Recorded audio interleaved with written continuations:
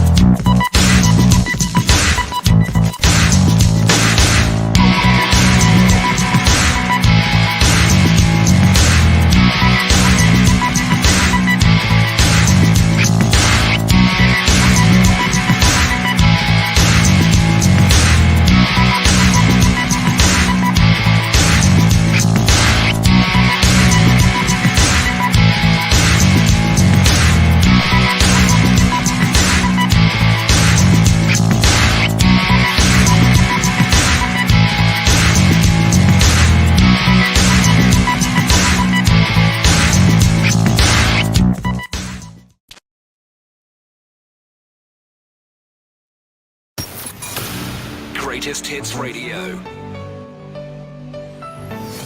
And now, the forerunner to Facebook, where your words tell 1,000 Instagrams. Use your phone for making that call. And get talking across the Northeast, please. Because this is Night Owls with Alan Robson.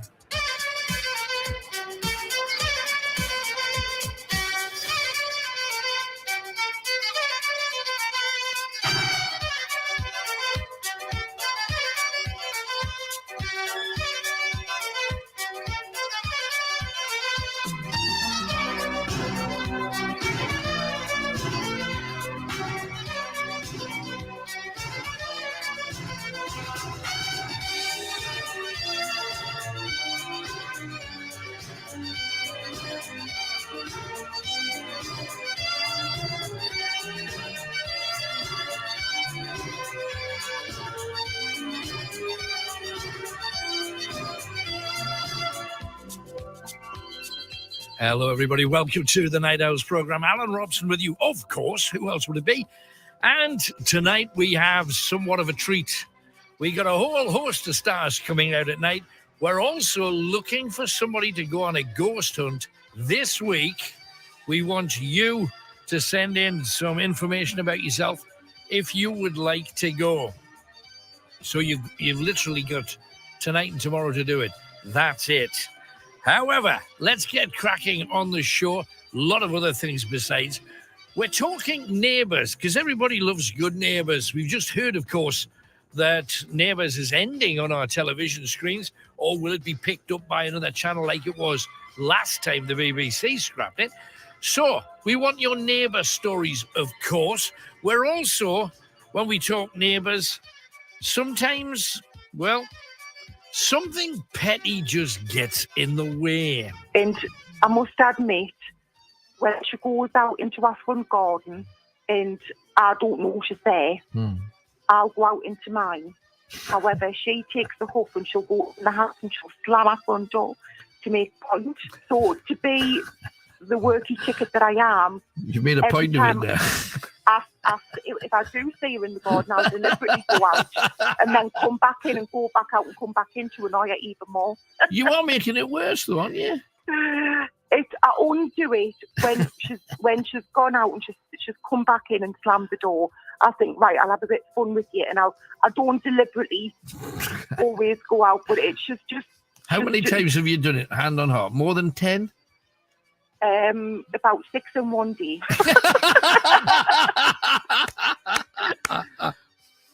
We also want your stories, though, about holidays. People now are looking towards starting to book holidays again. The airlines are up for it. The buses and ships and whatever, everybody, cruise lines that are everywhere on television at the moment. So, holidays. Now, we had somebody called Gary contact us. Now, he apparently visited Northumberland for the first time. He lives on Teesside, and he said it was a beautiful sunny day, and he says it was more beautiful than anywhere he'd ever been, even on holiday. So where have you been? Where's the best place you've been and the worst place that you've been, and why? And sometimes worst places could be down to things like this. Little child ended up having a big massive poo in the pool we were being in all day. Not good. And then what was it? There was a water slide. So obviously when you reach the bottom you go in the water and whatever. It was only a very small pool at the bottom, just for that, purposely for 2 slides, when you come out the bottom. Yeah. Someone ended up having a poo in that one as well. On the very last time it happened, all they were doing was putting red tape around the pools and whatever. Right, yeah.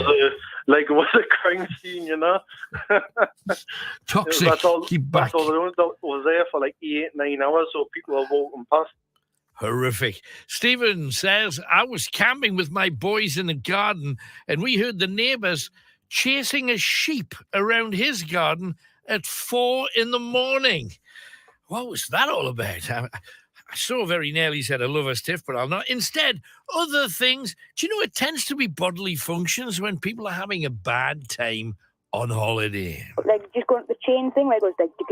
Yeah, when it's pulling you up to the top of the riser. Yeah, and someone was sick, and went, because it was like a really, really windy day, Yeah.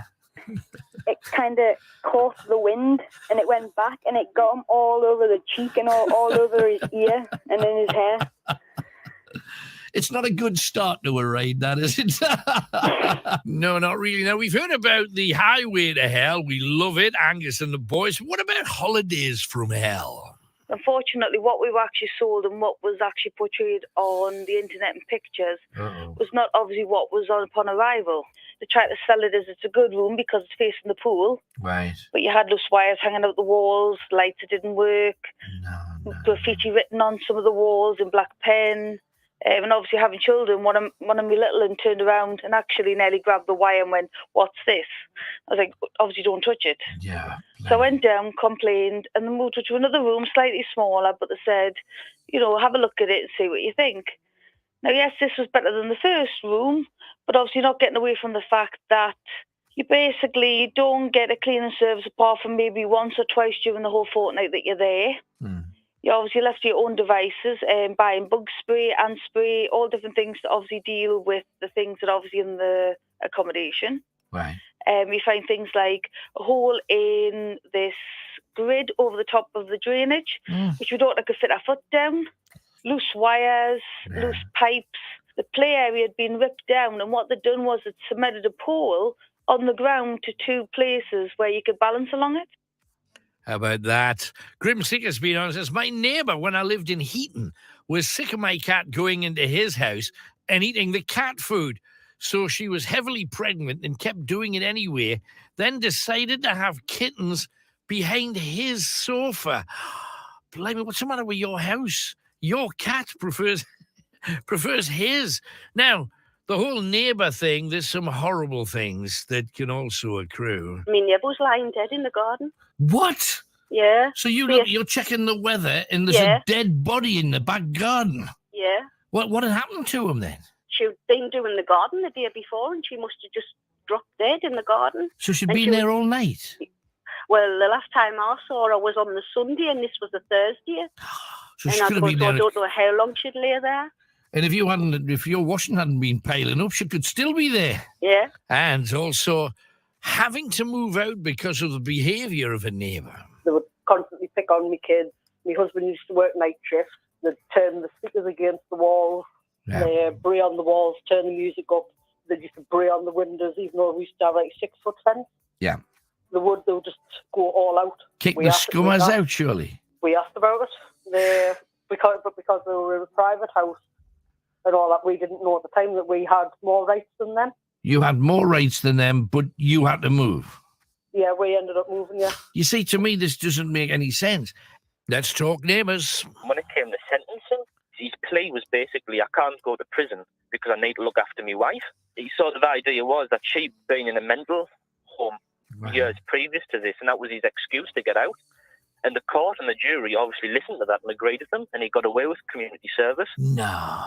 And I just thought that was I couldn't believe it. That's tantamount to encouraging them, isn't it? You know, if you say, it is. You've got all of these pictures of children being raped and abused. Forget about all the kids you're hurting by wanting this and buying this kind of stuff.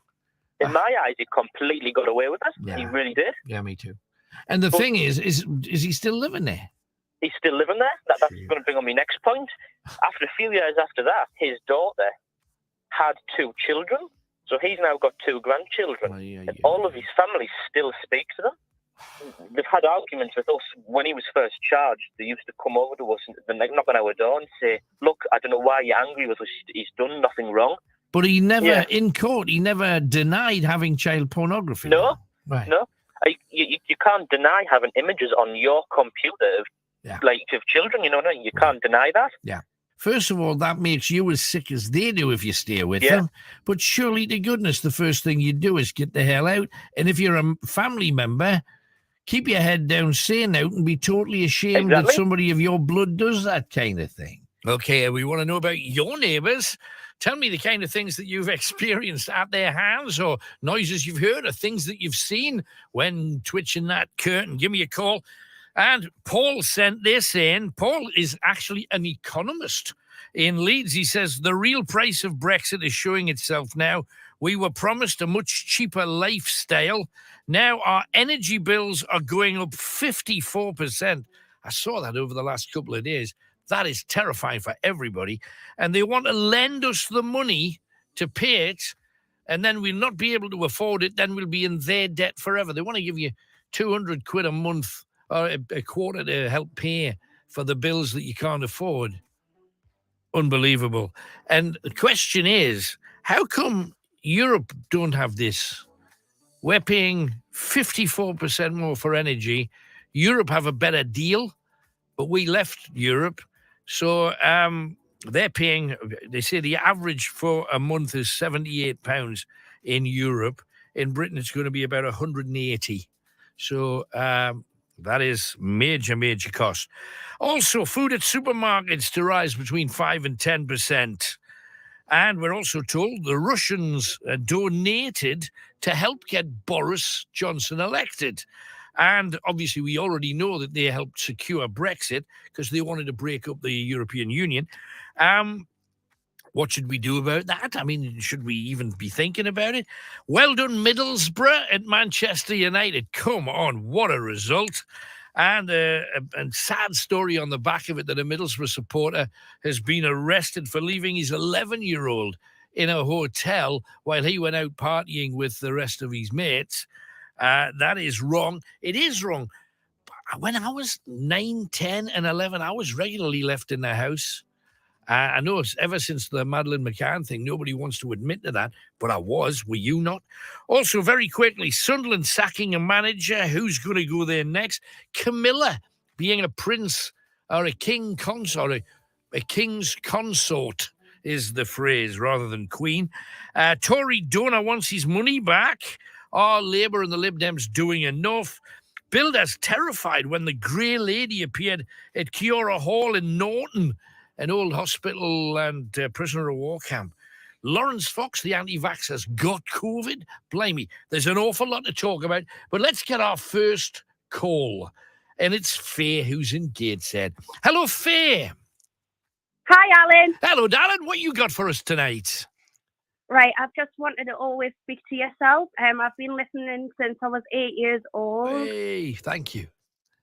You've been like one of my favourite people in the Northeast. Well, that's nice of you to say. Thank you very much, Faye. Thank you. That's my best friend. That's good. Say hi to her for me, if you will, then. Right, so what was your scariest place you've ever been to? Because I've always been into the paranormal. Right. I do investigations as well. Oh, that's good. Good. So where have you been? Mostly like Durham way. I've also done like the walk along the Teesside. Right. Oh, that's a good, scary, haunted place late at night. I've been frightened in quite a few places. I got stuck in a pit with really big fire ants in when I was in America once. Couldn't get out the pit because it was slippy and muddy and everything. And the ants were biting me when I put my hand on the walls. That was scary. And there's all over the place. I've been frightened. I've been scared in a lot of places. But thank you very much for listening. Anyway, that's the main thing. Really appreciate that. Thank you. It's no problem. But you've been listened to throughout my whole entire family, to be honest. Great. Thank you. Going back from my great grandma, to be honest. Wow, we're practically related then, Faye. We're practically family. My great grandma actually spoke to yourself. She said something about bins to yourself a long time ago, but I can't exactly remember what it was. Right, okay. But that's great. That makes it a family tradition as well. That makes it even more special, which is tremendous. Anything else while you're on then? Oh, well, anything you want more information about, perhaps? Where's a good place within Newcastle, like the Northeast, would you say to visit? Well, to visit when a lot of the places are closed at this time of year because it's winter, obviously. Yeah, when everything starts to open up, a nice place to visit, I would say, places like Tynemouth Priory, if you get the metro along there. Oh my gosh, yeah. That'd be a great place to do. There's lots of stories attached to that, Viking stories and all kinds. So that would be a good place. If you want to stay closer into the centre of Newcastle, you've already done the Teesside. You want to try and get in somewhere. If you could, the Guildhall, which is on the Teesside, that used to be an old coroner's building where they held bodies of dead people that they pulled out the Tyne.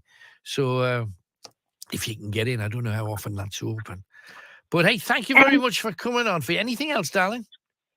Alan, can I just mention one thing that stuck with me throughout, like being young till the age I am of 27 now? Right. Is the Time Out Priory about the ball.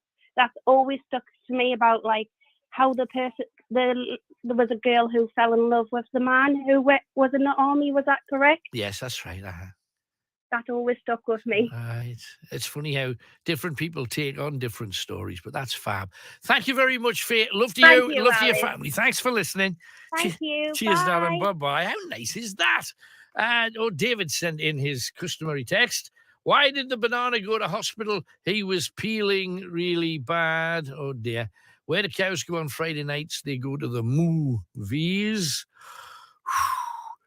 Yeah, I mean, might as well get them over early, though. Thank you, David. 0191 488 3188. What you talking about? We've already kicked the ball off with neighbours and the best and worst place you've ever been and why. Why was it so good? Why was it so bad? Pick up your telephone, give us a call. If you want to text us, do it.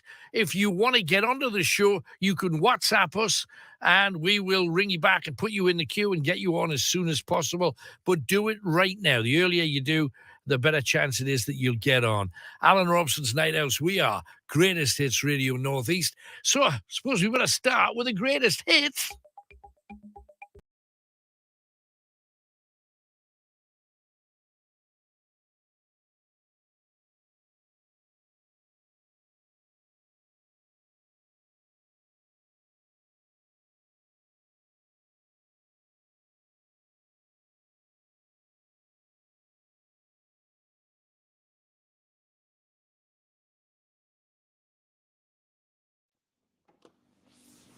Hi, everybody. Welcome.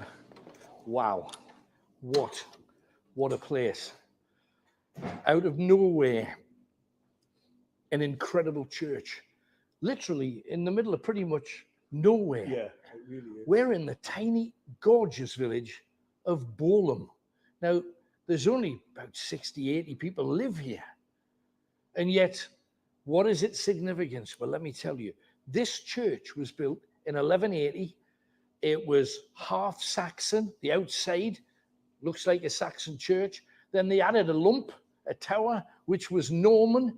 Because if you think 1180, we're talking a time when William the Conqueror had been here a while and everything was beginning to get more than a little bit French. And a lot of the properties around here were gifted to families from France who fought with him to conquer the north. Right. Now, William the Conqueror, before this church was built, came here and carried out something called the harrying of the north. Have you ever heard the phrase before? I've heard of harrying, yeah. Harrying the north. And the idea was that William the Conqueror had conquered all of the other kingdoms, Wessex, Sussex, all of those kingdoms down south. Yeah.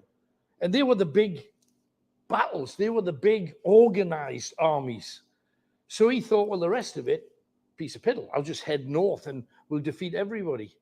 However, the north weren't having it. And they fought back strong. So after he defeated all these other kings, he said, I'm going north now with the main army that conquered Britain, Battle of Hastings, all of that, Harold in the Eye, all of the business. Softies. So he had to bring his entire army north to defeat the seats of power. And one of the people who did that for him is down here. Come and join us. Now, the Scots, you know that the Scottish were a major enemy. But if you're looking for something that is said to be haunted, this is it. I've found 5 or 6 stories. Now, this, if you have a look at what it says here, Guy James, and he was an amazing knight of the realm. Now, you'll notice that Guy is mutilated, and that's the point. Guy de Reims, not James, Guy de Reims. Now, Guy de Reims was a knight, a French knight, and long after William had harried the north, the Scots needed sorting out, and he led an army against the Scots and did incredibly well. Now, he's been remodeled. As you can see, some of the head's been rebuilt. The hands have been put back together. He hasn't got any legs. And this is the refadged version. Right. Because this got mutilated so bad that they said 2 things could be found. But his spirit returns to walk around the cemetery because people kept mutilating him. And he's a knight. His instant response would be to fight back. And he feels that he has to fight back. So he can't do it in life. So he does it now in spirit. So if you feel, not so much Northerners, but if a Scottish person comes here, apparently, they feel threatened. They feel anxious. Sometimes they've been pushed, intimidated.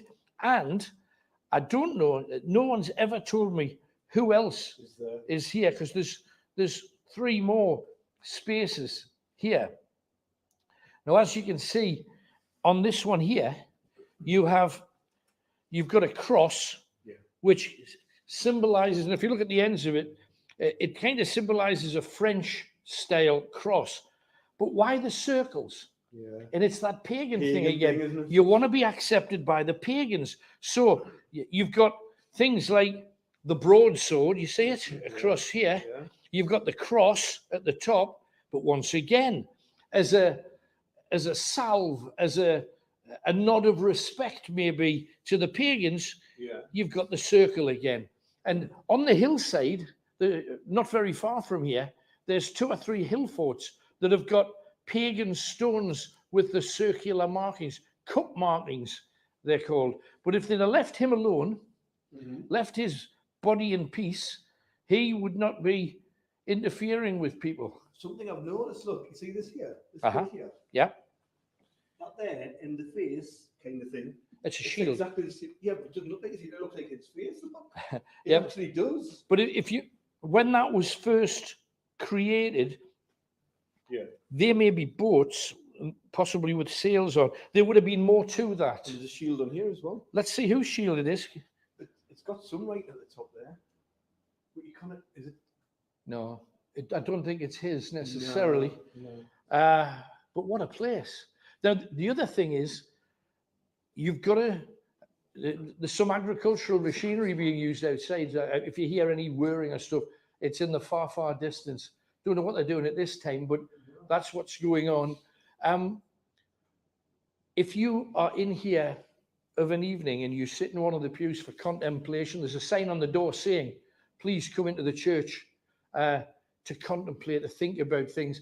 And churches are wonderful for that. You don't have to believe what they believe to come in here and just relax. But it's said, if you are here on a very, very quiet night, there's a name. Emily Maud.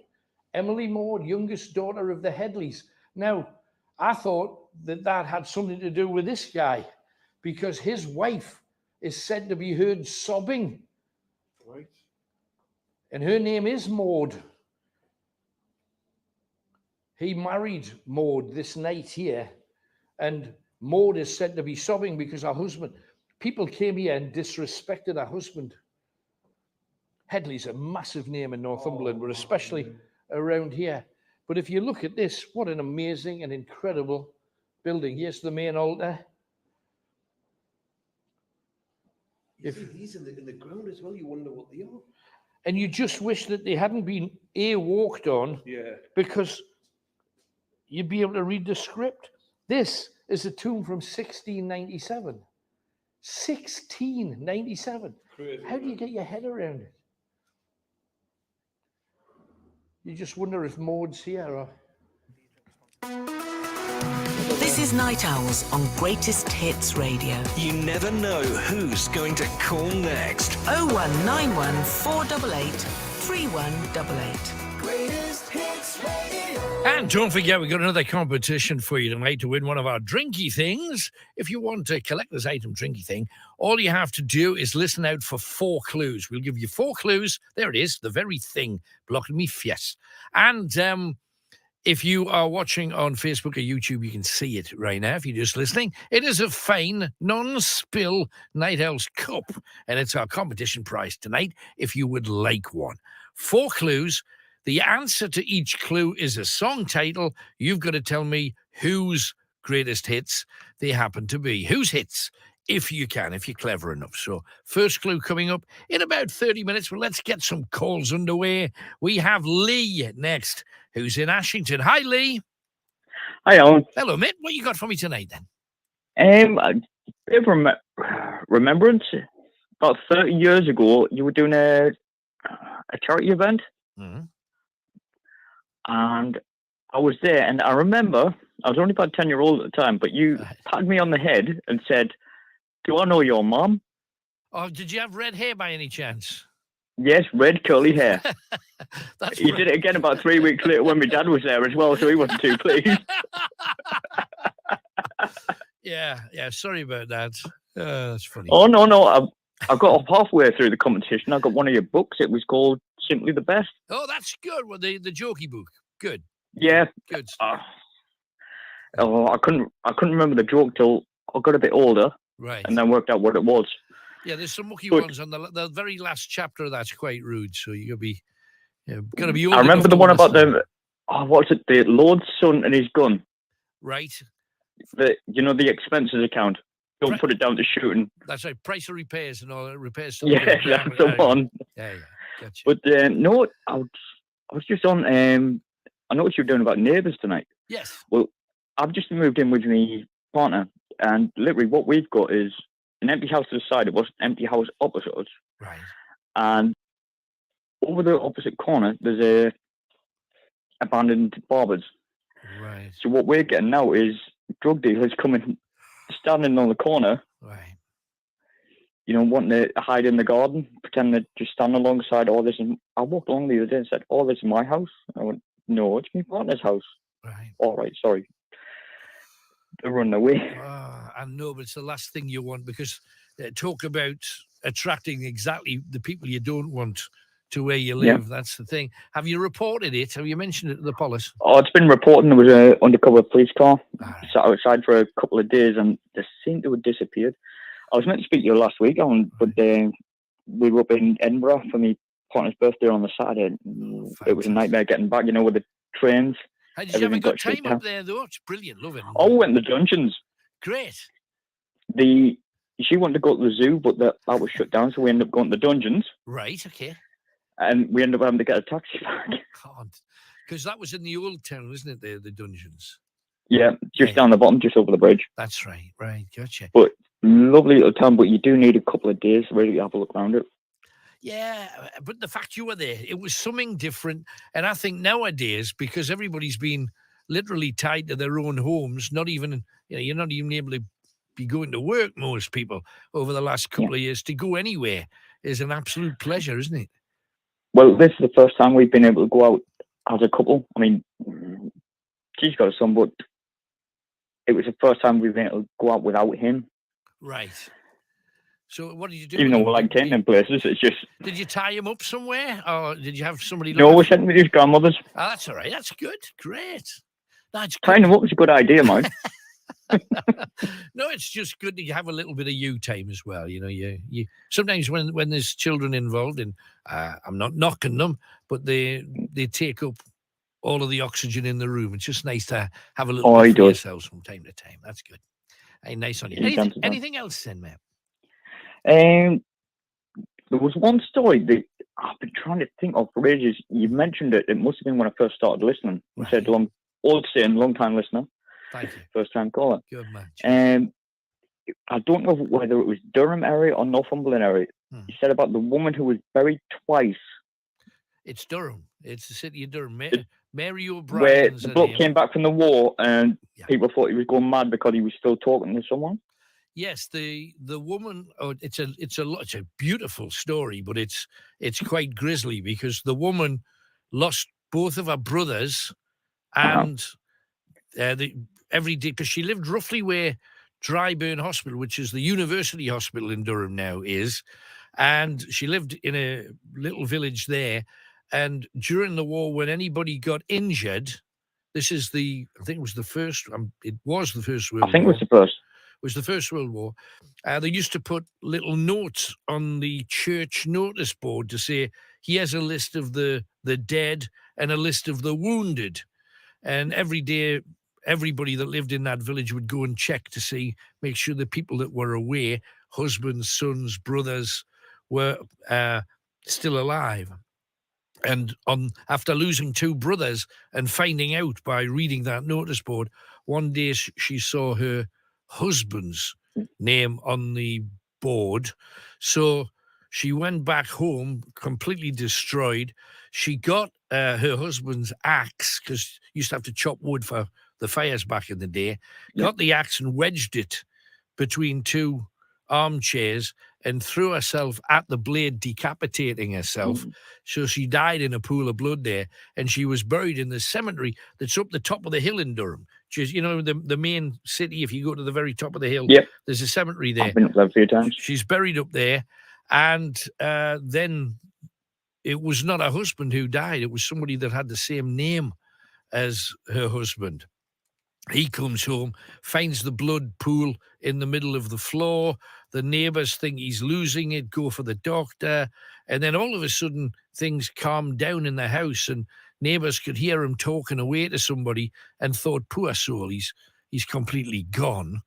And then over the next few months, people start hearing a female voice from in there too, and used to see the woman appearing at the curtains, opening the curtains and waving at neighbors and this kind of stuff.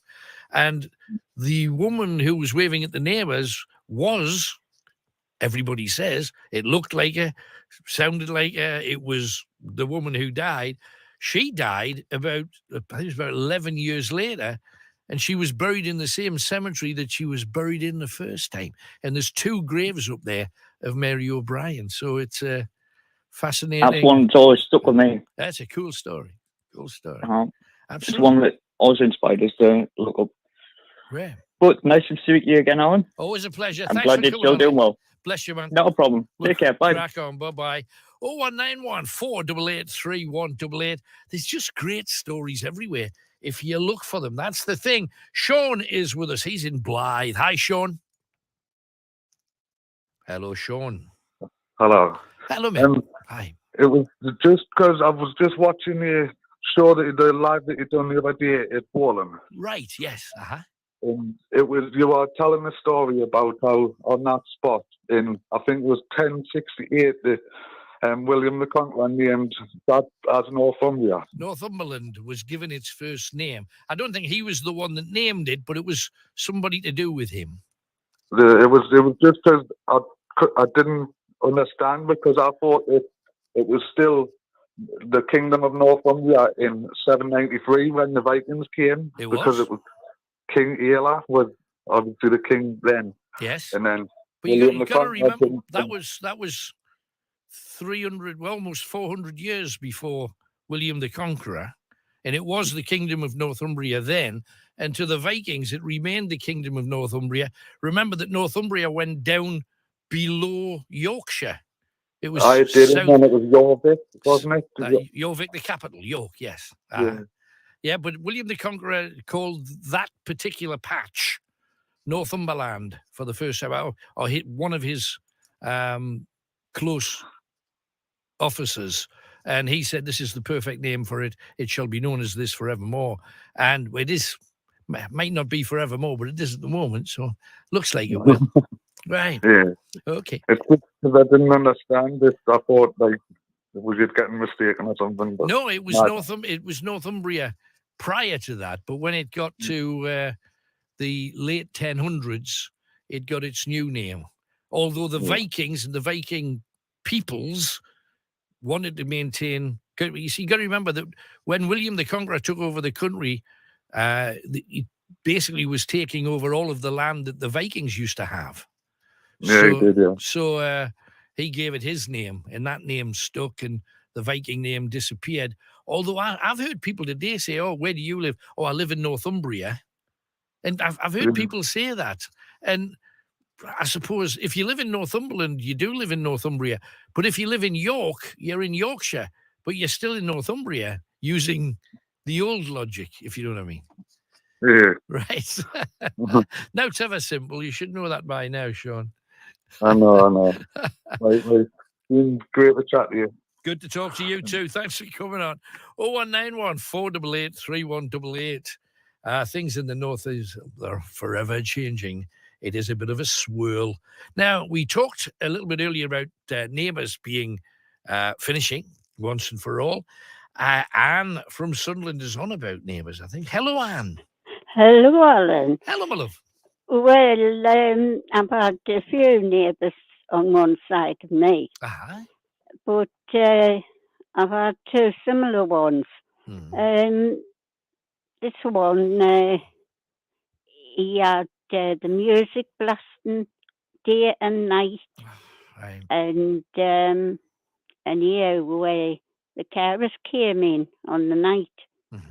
And one of them says, "Hey, what's that noise?" I says, that goes on every day, every night. Oh, so anyhow, she says, I'll not be long, I'm going to do my other job, and she said, I'll call back. So anyhow, she went away. She came back half an hour later. She says, "Hey, look what's going on next door." I says, "What?" Showed us the photo. She'd had her phone out, taking photos of the inside. They were lined up along the wall, and the one who lived there was spraying this cream on all of them. So they were taking turns each of licking it off. Oh, blimey. Right. No. Right. And they were dancing away to the music while that was going on. I'm guessing you didn't want to join the queue, though, Anne. Oh, no. Oh, dear. I wouldn't let me poor dog go in. So how long did they stay? Were your neighbours for very long? Well, I was friends with the housing officer, and he used to pop in a couple of times a week. Right. And he used to write everything down. Right. So next day when he came in, I told him, he says, "Has your car still got that on our phone?" I says, "He should have to delete it because it's for the work, Yeah. So he says, "Fair enough." He says, "He's out tomorrow." He's out tomorrow. That's brilliant. So he's gone. Right. And then he introduced the neighbour what I've got now. So. Well, I just hope next time you're eating some nice pudding and you're thinking, I could do with a bit of cream on that. It serves you right, Anne. You could have popped next door and just had a scrape off wherever he had the cream in the first place, which is... I'd rather have Yorkshire pudding, not Chucky pudding. That's brilliant. Thanks for talking to us, Alan. Never a problem. Thanks, Anne. Thanks for coming on. There's Anne. Now, if you've got a next door neighbour, that's entertaining in its own way. And let's face it, if that was on one of our dodgy channels, you'd probably have a quick flick on there and just have a look, see what are they up to now. Oh, hang on a second. Suzanne sent one. My mum and dad used to come and visit us. We took them to Beamish Museum and our shopping centre, that's the galleries in Washington. My mum still thinks it's a lovely shopping centre. It's just because it's inside. But my favourite places to go were Portugal and Florida because of the memories in a time when all the family were there. Alan, would you ever want to go on Celebrity Get Me Out of Here? You would be paid and hopefully become the king of the jungle castle. Could use the money to set up your own radio station. Keep the night owls burning. Thanks. Cheers, Sue. Would I do it? Probably.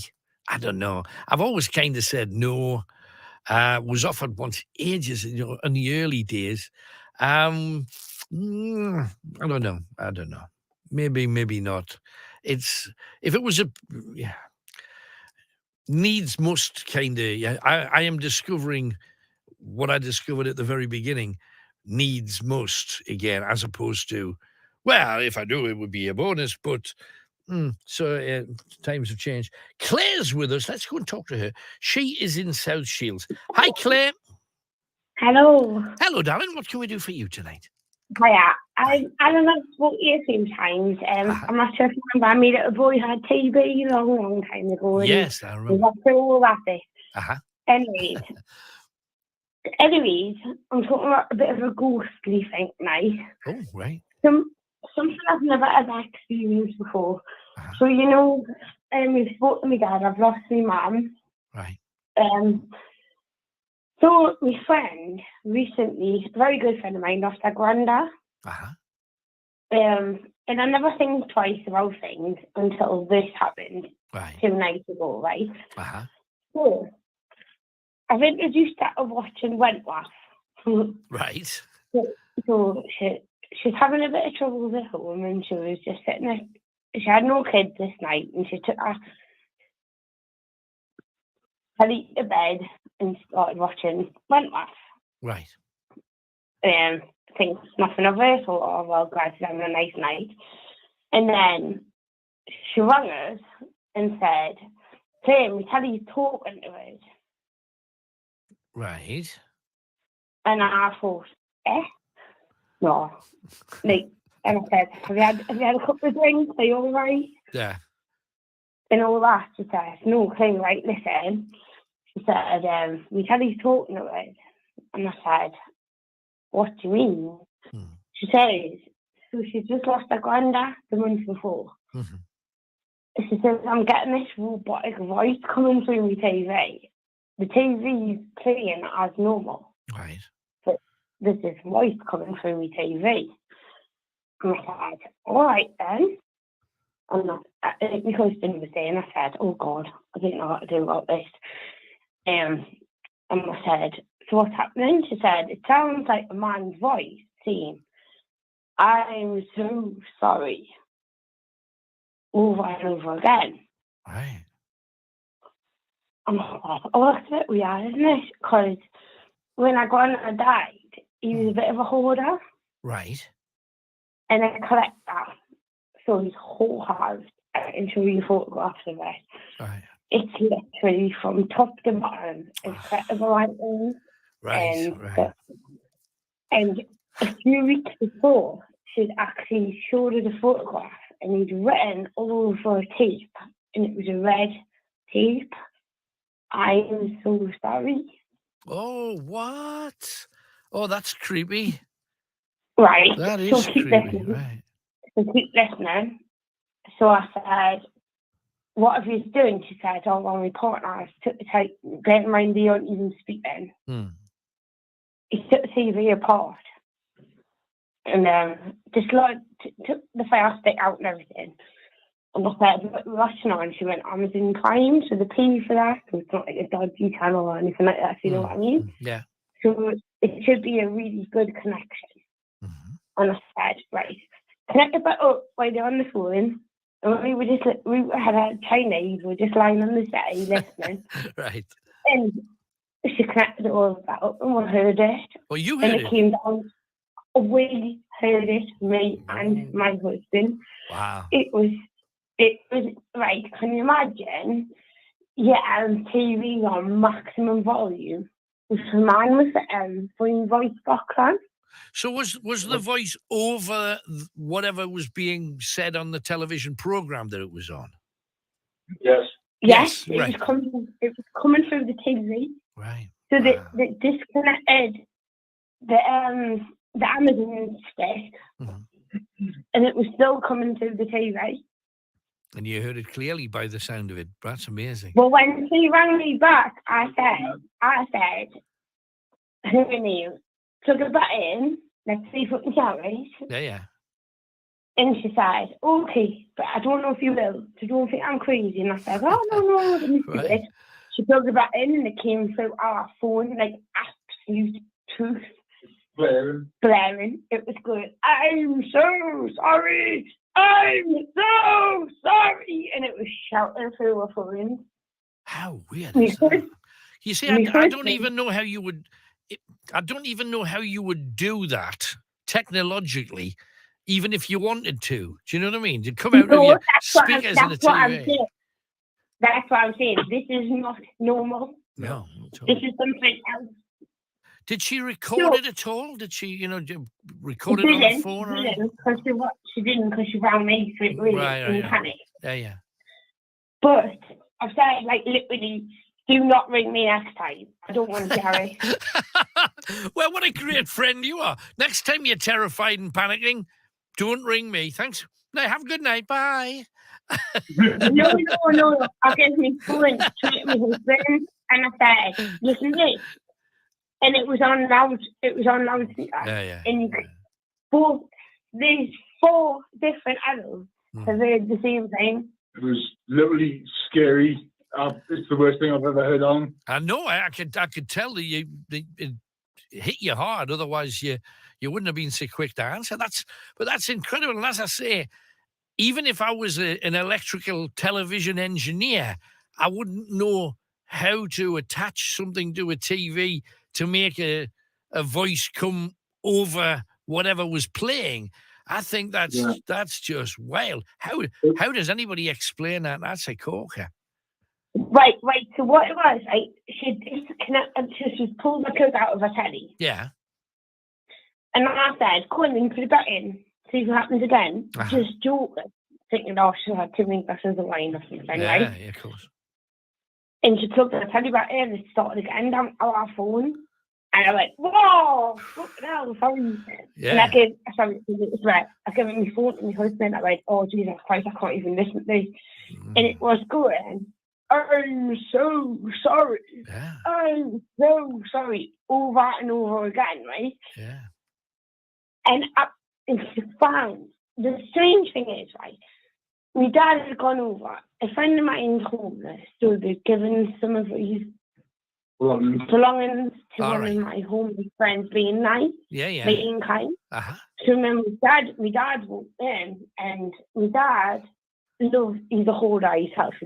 He loves his wife too. Loves a bit of joke and that.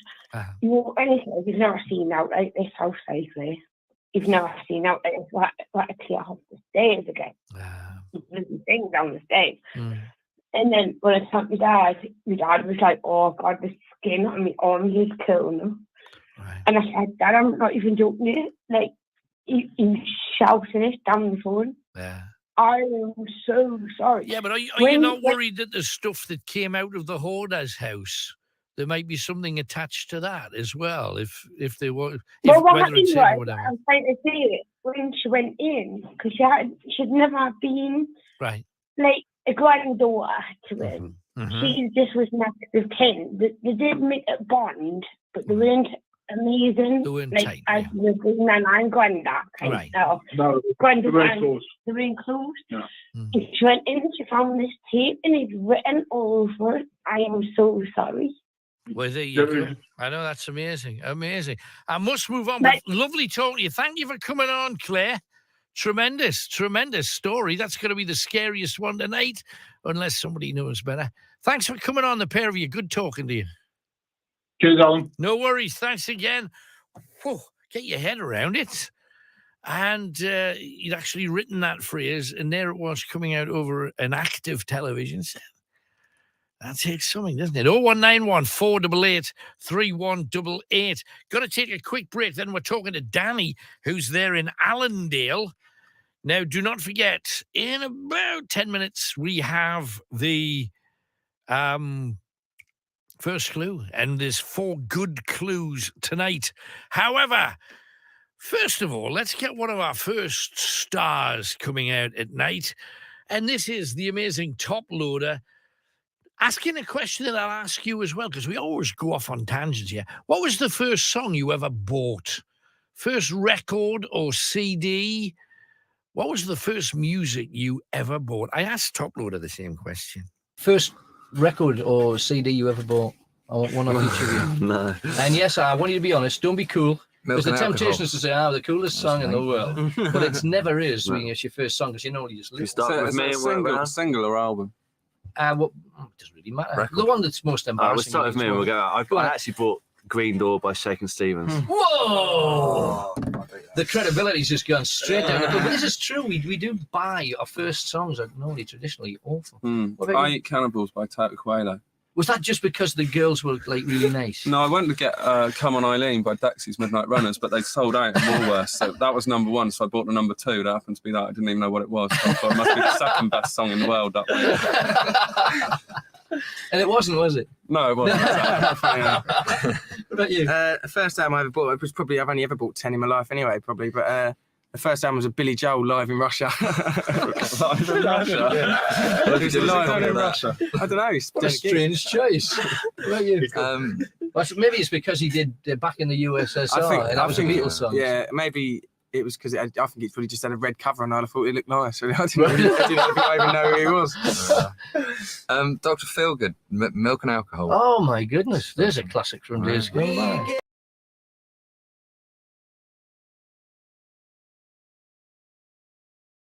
Fast, isn't it? Right on this site, there've been Anglo-Saxon battles because during the harrying of the north, any of the tribes, and most of the tribes around here were, as I've mentioned a few times on the show, Brigantes.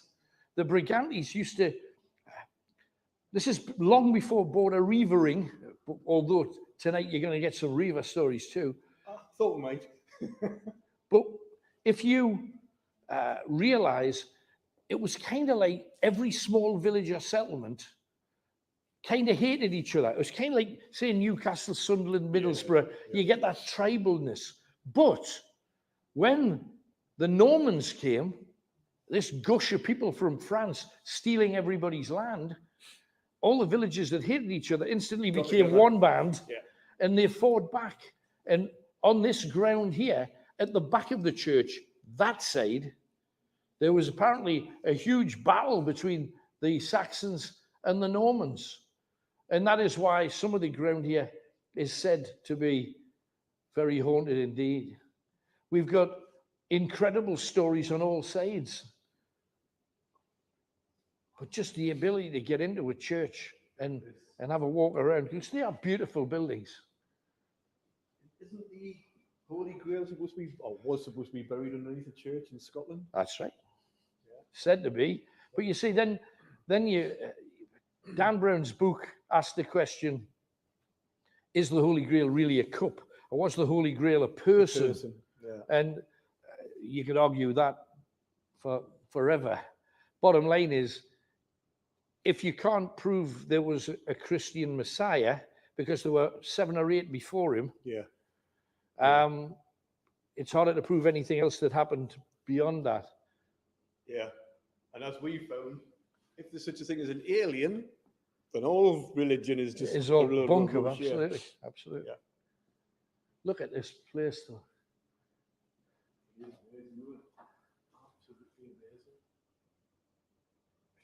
Do you sense anything in here, though? Are you sensing anything? Actually, you do. You do. It's funny because, I mean, it's 900 years old. 900 years old, and it's got that churchy smell, hasn't it? That you expect when you go inside a little old church. It's cold, and it's atmospheric. I think it's calm, but it's got something more than just... Yeah, you can feel it. You've got that in your chest, tightness in your chest. And it's over there. Yeah. It's in that corner where we were before, where the night is. Is it too early for the necromancer? I don't know. I think we should try it, honestly. Let's give it a go. Why not? Because you do sense something in your chest's tight. My chest is tight? Yeah. But I don't understand why, because usually... Churches are nice and calm. Usually they're lovely and calm. Let's give it a try. I'm in the pulpit. Go for it. Want to get your camera on as well.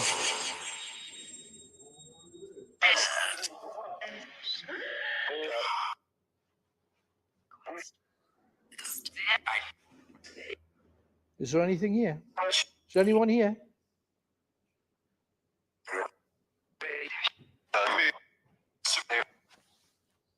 Is there anyone here?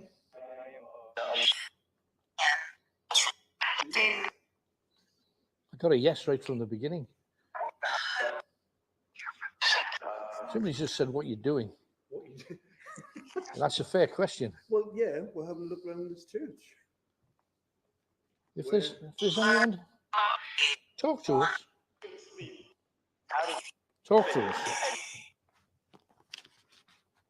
Please talk to us. We'd love to hear from you. This is Right. This is unusual, isn't it? Very unusual. Right. Do you hear crying there? I heard something like a cry in the background. Is that you, Maud? First thing that happens. Yes, I've never noticed that before. Do you see that window at the top? Didn't see that. Are you there, Maud? I think I can walk up there. Let's do it.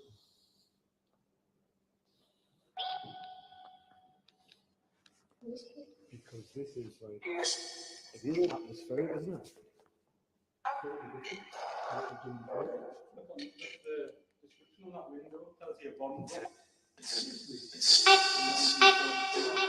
It did, and it got... This area of the church is called the Dent.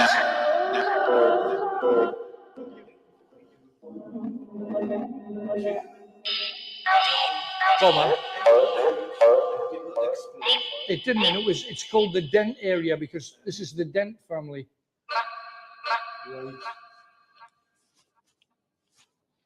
And it was stuck through the roof right just here, hanging down and didn't explode.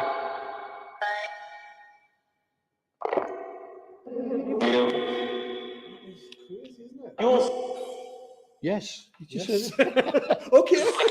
Talk to me. Talk to me. Do you hear coughing? I heard ear coughing. Do you hear coughing? Yeah.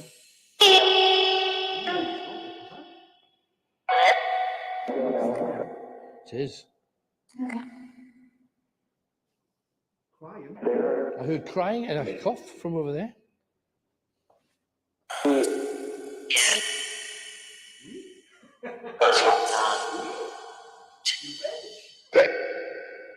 Well, this whole land was owned by the French.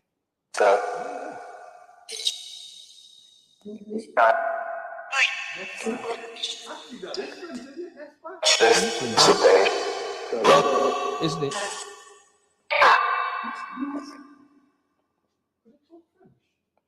Anything. Just heard an F word there as well. Let's go up beside the font.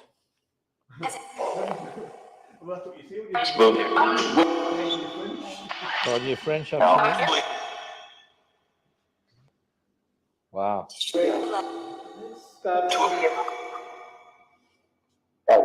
This is some of the original. And you see, look, and I know the Christians had their way, but somebody would have just and thought, yeah, this might be what you're telling us to believe, but this is what we believe. This is what we've got. That's a heart, isn't it? It's a heart. Yeah. Graffiti of its day. But these look like the originals, don't they? Look at this. Crusaders Cross.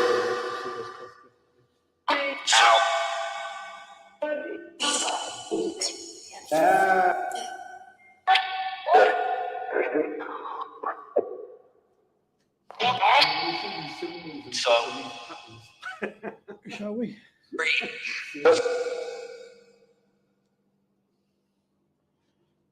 You got to talk to us.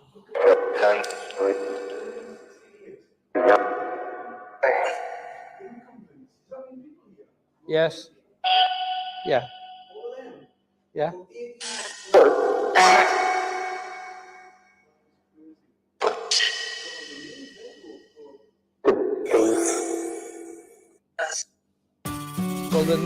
Call Alan Robson's Night Owls now. 0191 488 3188. This is real life conversation with the voice of the North. Greatest Hits Radio. And can I just say a thank you to Lee from Howden, who sent me this. Hang on, let me just put that there. There you go. It's a CD that I think... See, I'm a big fan of people marketing things that are simple. Oh, and Donna's just said Depeche Mode music for the masses and Scooter, happy hardcore. Oh, blimey, that came and went, didn't it? And Toon Lass, my first record, Don McLean, Bye Bye Miss American Pie, Margaret Hughes, Apache by The Shadows. Yep, remember it. Mine was From East to West, Voyage. Banger, Tim, thank you. And hi, Alan, did President Truman have proof of aliens? Well, that's a long story, but not for right now. But anyway, back to this CD. He says it's called 11 Even, which is a play on 11/11 synchronicity. I get it. However, if I saw that, I would call that 11. Just 11. And I think it is just 11, although there's 2 eyes on the front and only 1, or it might be 2, depending on my eyes. Looks just like 1 on the back. There is a problem. He sent me a nice lengthy letter all about it, saying we've been played here and there, and had no feedback on it. And I thought, well, I'll do that for him. And then when you open it up, there's no CD in the box. So build me up to knock me down, why don't you? Also, first clue for tonight's competition. Now, we're trying to find the name of a star band or act or duo, trio, whatever, choir. 4 clues. Each clue will give you the title of a song. You work out the names of the songs, then tell me whose greatest hits they were. Whose hits? The first clue. You've got this if your emotions are exploding and uncontrollable. Oh, there you go. You've got this if your emotions are exploding and uncontrollable. Exploding and uncontrollable emotions. That's your first clue. Write down what you think it is. Sandy Robson, must be family, says, my first single was Tragedy by the Bee Gees, 40 pence from Woolworths. Can you remember when you could physically buy music for 40 pence? Unbelievable. 0191 488 3188. Let's keep the kettle boiling. Danny from Allendale, we promised you. And here she is. Hello, Danny. Hi. Hello there. What can we do for you, Dan? Well, I was on last week with my holy muffins that were meant to be Yorkshire puddings. I remember. Yeah. Right. No, I just wanted to get the opinion of other parents about social. Is it bullying? Is it picking on? It's a very fine line, I think, sometimes. Social media is tricky because with the best will in the world, I've tried a few times to send a message, like a text to somebody. Mm. And in my head, I know exactly what I'm trying to get across. And when I write it down, it looks like I'm being unpleasant. And like you're socially awkward and you should be on the radio. Is that what you're saying? Well, maybe, but I just think it's too easy to write something down on the spur of the moment. And then when you actually reread it, and it's something that people quite often don't do before they've already sent it when they're rereading it. If you're not careful, you can cause a great deal of upset. I don't think there's any excuse ever for bullying. And bullying comes in a lot of different forms on forums and stuff. My problem is my teenager. So, sorry to interrupt you, but my problem is my teenager. So, well, she's on the brink of being a teenager. Right. Where she has girls who off the cuff say things on.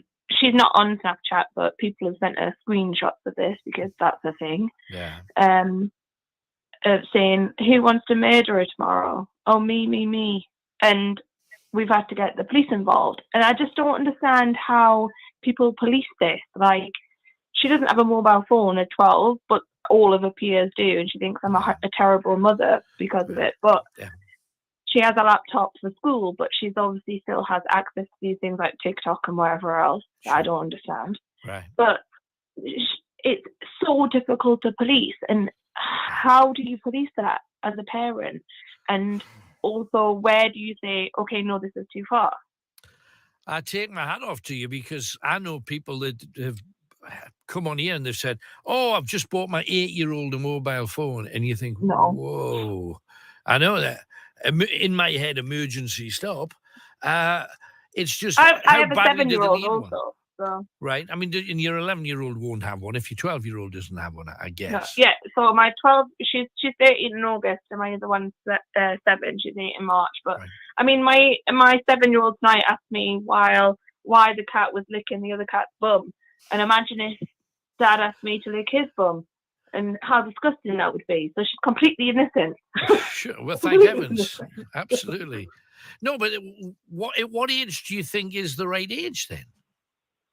I don't think they're mentally prepared for it, and they don't have this comprehension of what they say has this weight behind it either. Because I don't think these girls that have said this to my daughter actually mean they're going to murder her at school the next day. They don't. No, and as much as I tell her all the time, I swear to God, face, if you're tied to your room, I'm going to kill you. I'm not going to kill her. No, of course. Just like my mum said that to me 20 times, probably in a week when I was a teenager. But this is the point, because you saying it doesn't have my mother's actually going to kill me. It doesn't have that effect. But if you put that in writing, yeah, then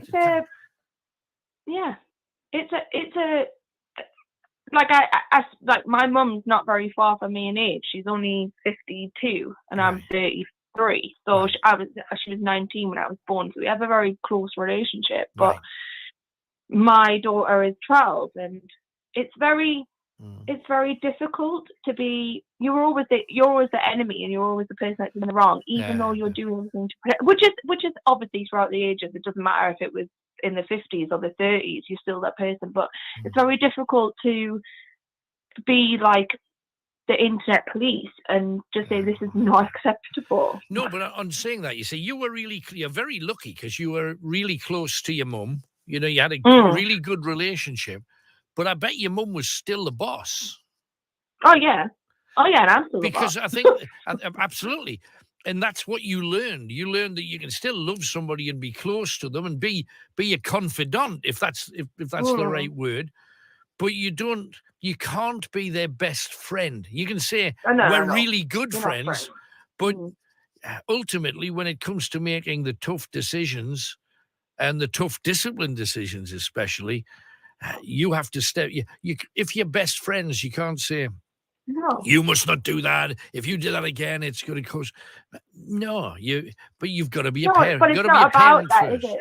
No, but you've got to be a parent you're not first. their friend until they're older, really, are you? It's not a friendship thing until you're an older, you're an adult and you have your own children, probably, really. Yeah, I would think the problem is that when we were kids and we were at school, it stopped when we got home. Yeah. Whereas now, because of social media, if there's any sort of bullying or whatever you want to call it, it doesn't end at school. It starts again at home on social media. What you also have to remember, though, is that when she does get a mobile phone, and she will at some point, that bullying doesn't just stop when you're 12. You know, that goes right the way through. And usually by the time you hit 16 into 17 and you're looking to college and further education, it tends to die off a little bit more then. But there's plunkers of all ages, and she's going to have to learn a way of dealing with it. And if you can say to her, the reason why we haven't got you a phone yet is because there's an awful lot of unpleasantness that comes with it. I don't think you're ready for it. But when you are, you're going to have to deal with things like this, and this. I don't think that's a bad conversation to have, but she'll not fully understand it until, because you'll know yourself that somebody's giving her a hard time at school. Yeah, I guarantee it. As soon as she gets home, there's a ting. I'm going to kill you when I see you tomorrow. No. Those kind of things that's grist for the mill. That's common. It's not even, sadly, it's not even unusual. You know, this is the kind of stuff that will happen. I think the thing I have a problem with is that the parents aren't accountable for what their children are saying and how they're behaving. Yeah. Like it's you know how it is with any relationship. Actually, it's the little things that mount up, and it becomes a point where my child is not being able to learn because it's just a constant focus. So like we've lived internationally for the past 10 years. And we've lived in Dubai and China and whatever. They've been privately educated, had a really nice life. Right. And probably taken it for granted, and they've came back to a state school in England, which is, by the way, brilliant schools. My youngest daughter has an absolutely amazing education at Allendale Primary, absolutely brilliant. Good. But they're not prepared for the variety of children that they meet and the backgrounds. And it's so difficult because of social media as a parent to police everything and just be able to wash clothes, make tea, and sort that out as well. Question is, do you police everything? And if so, should you police everything? Because when you were 11, 12, 13, 14, 15, I bet your parents had little or nothing to do with your friends. Oh, no, nothing. I went out and I came home before the lights went on in the street. That was it. Right. But I would imagine there were still times when you were in your early teens, say, where you'd have a big fight with somebody. There'd be threats, there'd be intimidation, there'd be unpleasantness. Or you've looked at my boyfriend, how dare you? And all this kind of stuff kicks off when you get to your 15, 16s. There would have been a lot of that. Did you take that home and say, oh, by the way, Mum, this has just happened? Or is it just something that you carry? No. She would have just gone, go to bed. She would. It wasn't that she wasn't bothered. She would have just gone, come on. But the difference is that, like, my daughter wants to go out and play at the park and go with her friends that live in different, like, because we live in villages, so, like, not all of our friends live in the village, so they go to, like, Halt Whistle or Hayden Bridge and stuff. Yeah. But then they get chased around the park with a penknife, and it's craziness. It's mental, like. And I just wonder, like, how do you, am I being over the top to get involved? No, I'm sorry, if my child's being chased around the park and Halt Whistle with a penknife, I'm not. No, there's no excuse for that kind of stuff at all. The thing that you don't know is, well, were they really? And you take a word for it, I've got no doubt, but was that what was really happening? Or was somebody having a joke? When I was a kid, people had pen knives and they used to throw them at each other's feet. And and it was a game. Everybody thought that was hilarious at the time. Even if you hit your foot with it, it was, it was ridiculous, dumb stuff. Because kids do dumb things. But if she's being assaulted, if she's being attacked, if she's being threatened, that's a police thing straight away. Not even a question of going to school. Involved about it, but no, for sure. But I mean, for most things, you've got to judge yourself because you are in that position of responsibility. And it's refreshing that somebody does, because I've heard an awful lot. They open the door, the kid goes out with her pals, comes back in later, tells parents nothing. It's refreshing to hear somebody that's that involved. However, if I was your child, I'd be appalled. Yeah. Because it's not the kind of parenting that I ever had. And my parents never wrapped me up in cotton wool because the world's a stinkhole. You know, I'm sorry to say, but you're going to come across some awful stuff out there because it's awful. I can remember falling out of a tree onto my bike and then falling onto, like, the pedal of my bike, pushing my bike home and going, I fell on the pedal. And my mum was like, if you come home again, you're staying in. Yeah, absolutely. And if you're hurt, you'll 9 times out of 10 will say, well, you made your own bed. Well, that's you'll not do that again, and all this. That tree, should it? But your daughter can't say that, can she? No, because it's a different kind of threat. Because these children are not parented by. I'm definitely not the perfect parent, but I think I do. You're better than many. Really take what happens to her seriously. I don't think she is mature enough to have a phone because I don't think she can cope with the consequences. And I think she is 12 and she should remain 12 without having that access to the internet continuously and always being attached to her phone. It's not okay. Like, it's not. Well, if you were saying this to me and you were living in Newcastle, you're living in the bricks of Sunderland or Middlesbrough, Darlington, Durham, I would possibly disagree with you, but I do think in village life you can hold on to innocence a little bit longer than you can in the towns and cities. So hold on. There's a song, Jack and Diane, hold on to 16 as long as you can, because real life's coming along real soon to make you women and men. If you can maintain that innocence even longer. I think it's a beautiful and lovely thing, honestly.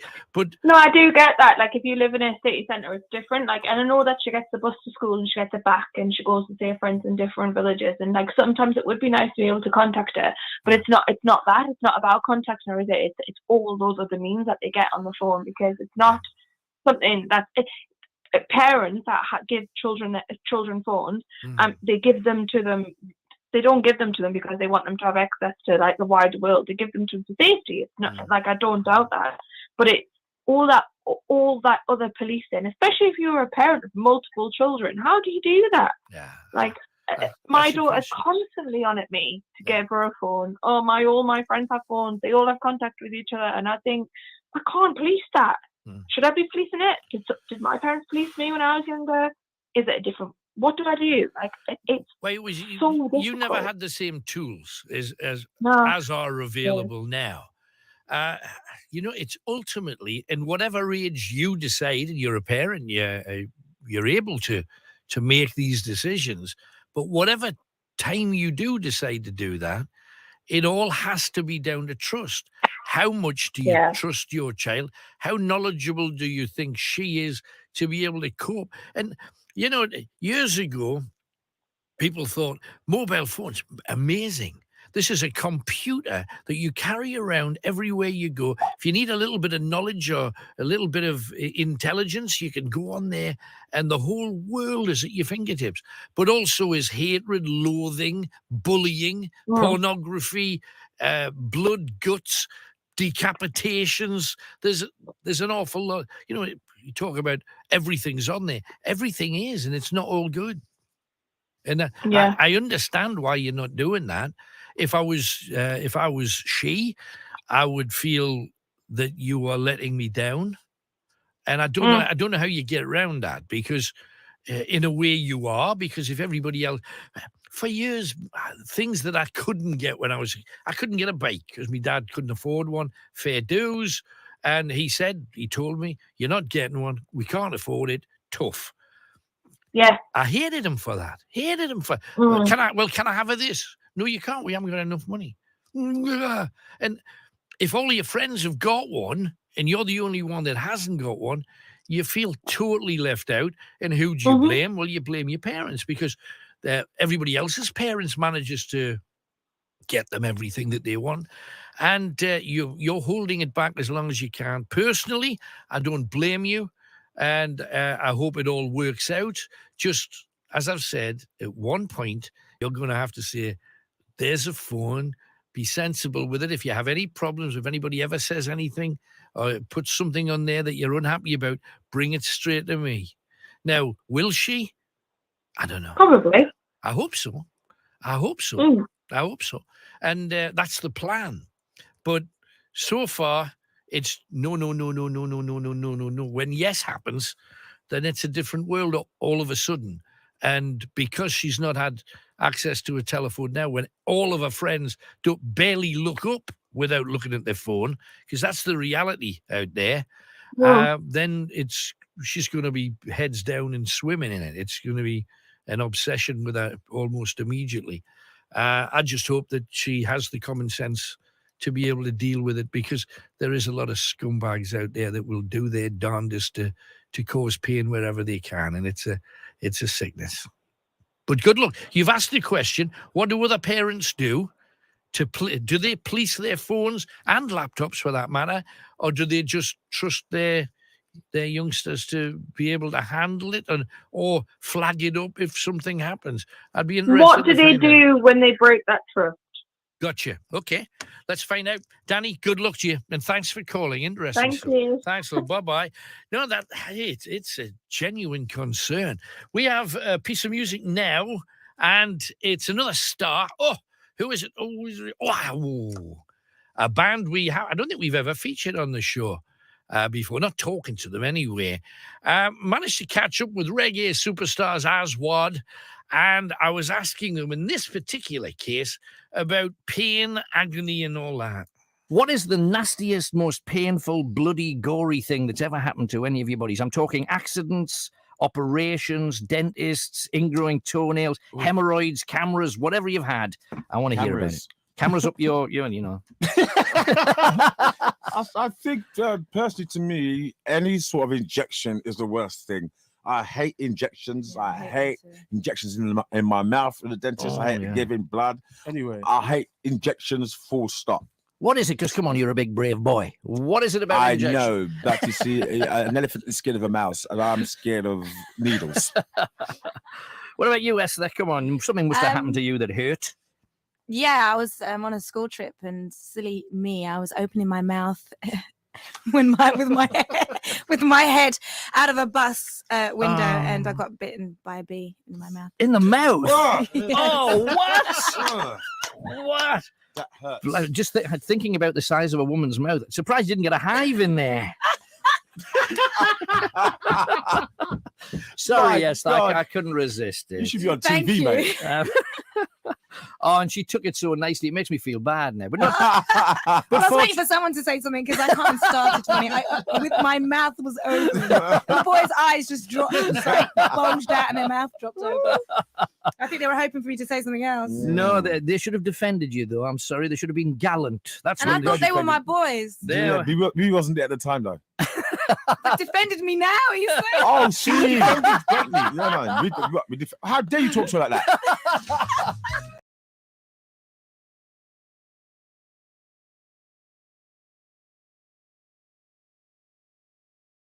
If you're looking at ancient English, Old English, the word Bolam means round hill. Right. And Bolam, the village, which is just over there, is on a slightly raised round hill. But the name Bolam is French. It is Bohom. So, which means attractive man. Does it? Bohom. So it became Bolam because it was easier for people who lived around here to say. Now, if we go outside, you're going to hear a logging operation where they're hacking down trees and stuff. And I don't know whether it's worth us just having one more walk up here. I wish you had your night vision camera on, Kenny. I know. But we will do it. We'll have that on the next part of our journey. But I think just as it's handy, let's do one more. Because here is something, isn't it? It really is something. Speak to me.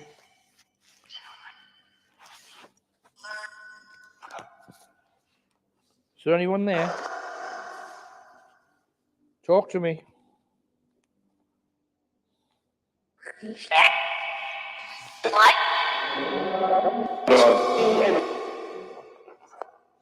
Did you see some? I've seen the shadowy thing. Is that what you mean? Yeah. I was behind me, but I felt like it was just like almost somebody closing the curtain. I have just seen. No, I couldn't have. What do you think so? Fire. What? Fire out that window. Fire. Out that window. No, I couldn't have. It must just be a reflection. Well, it's weird because we got an amazing story about somebody from nearabouts who was burned at the stake, but too early for that tale, I think. If you come along here, Tony, at some point, look at this.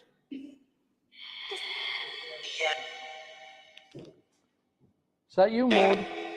Are you weeping for your man?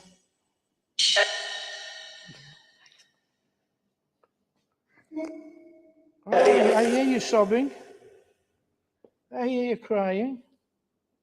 We don't want you crying. Who else is with you? Is there someone with you? Talk to us.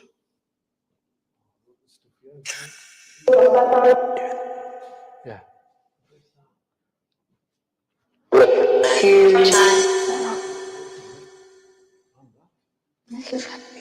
These are like tombs belonging to rich families who wanted themselves placed by the altar.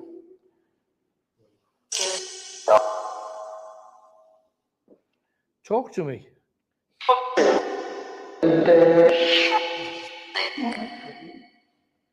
Talk to me. Why are you here? Why are you here?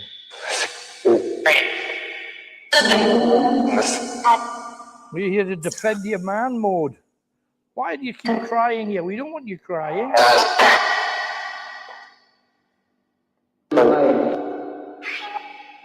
In the background here, that's tearfulness again. We want you to respect and love your man, but we don't want you to be in pain. Speak.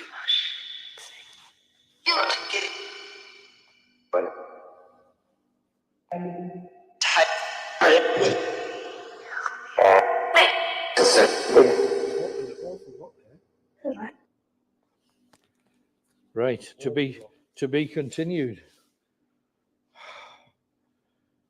Bolam is one of those places that people take for granted. They think we can have a drive past Bolam. People tend not to come into Bolam. People tend never to come to this church, and they really should. The cemetery outside is incredible. The church is a fabulous mixture of Saxon and Norman.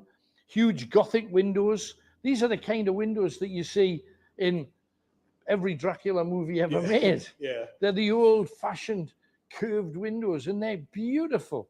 And also, a lot of these became half churches. Sometimes they had to be defended. And just look at how thick these walls are to get through. I mean, they're going to be here 1,000 years after we're gone. Of course you are.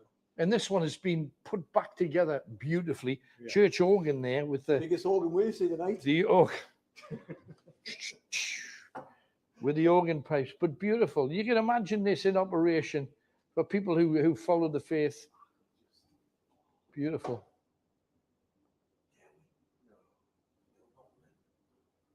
It's not switched on. Which is probably, you don't realize how lucky you were that this isn't switched on.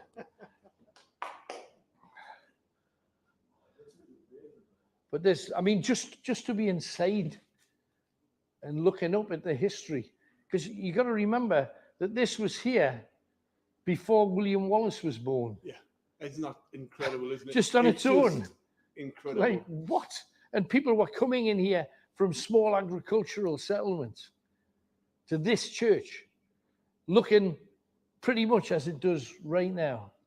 They added a tower to make it more Norman, make it more French when the French took over.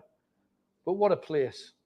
What a place. And also, how come it's still here? Because if that bomb had gone off, the place would have been flattened. And would it have been rebuilt? Certainly not during the Second World War, it wouldn't. Amazing.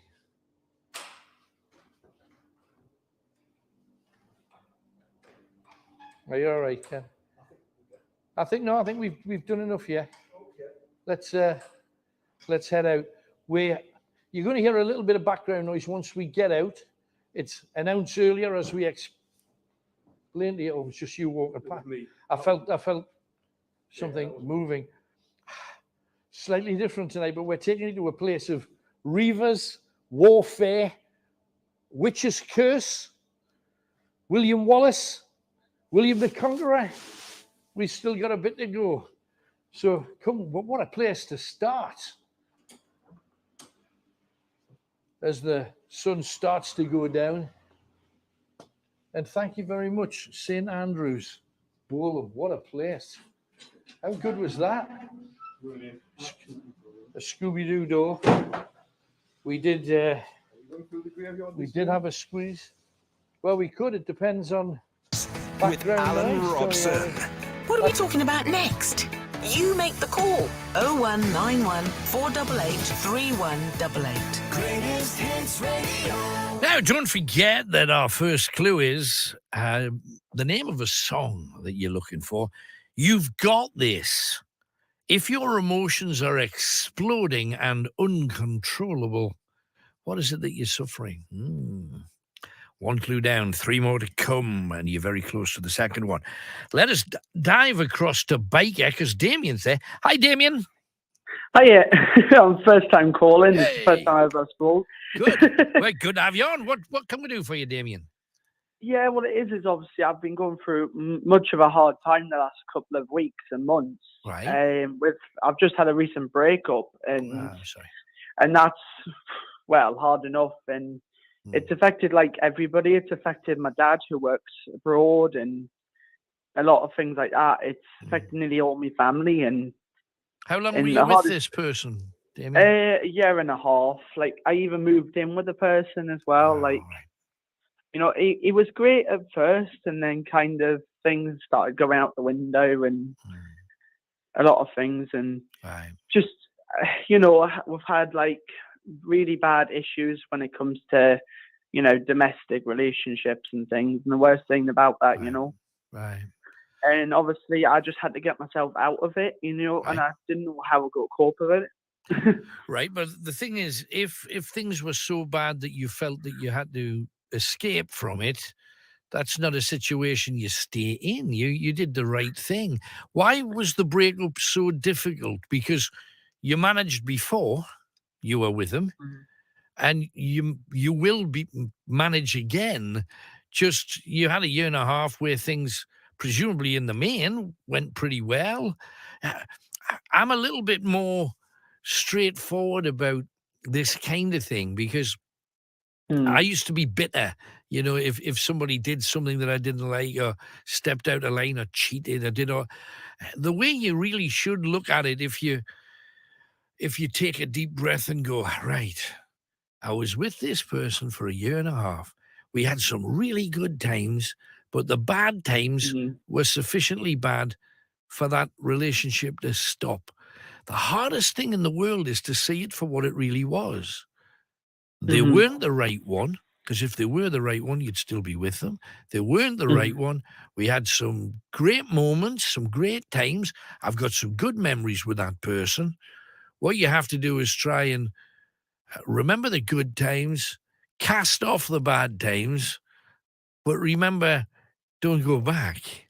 Because if you go back to bad times, you're just going to get more bad times. That's how it is. But remember him, kindly as best you can, and move on. Move on to the person that will make you happy and won't give you any of those bad times. If it's so bad that you've got to leave, there's no point staying. And the longer you stay, the more bad times you're going to have, because you've reached a place where, whether you've outgrown each other, maybe, I don't know. Maybe his love it's kind changed.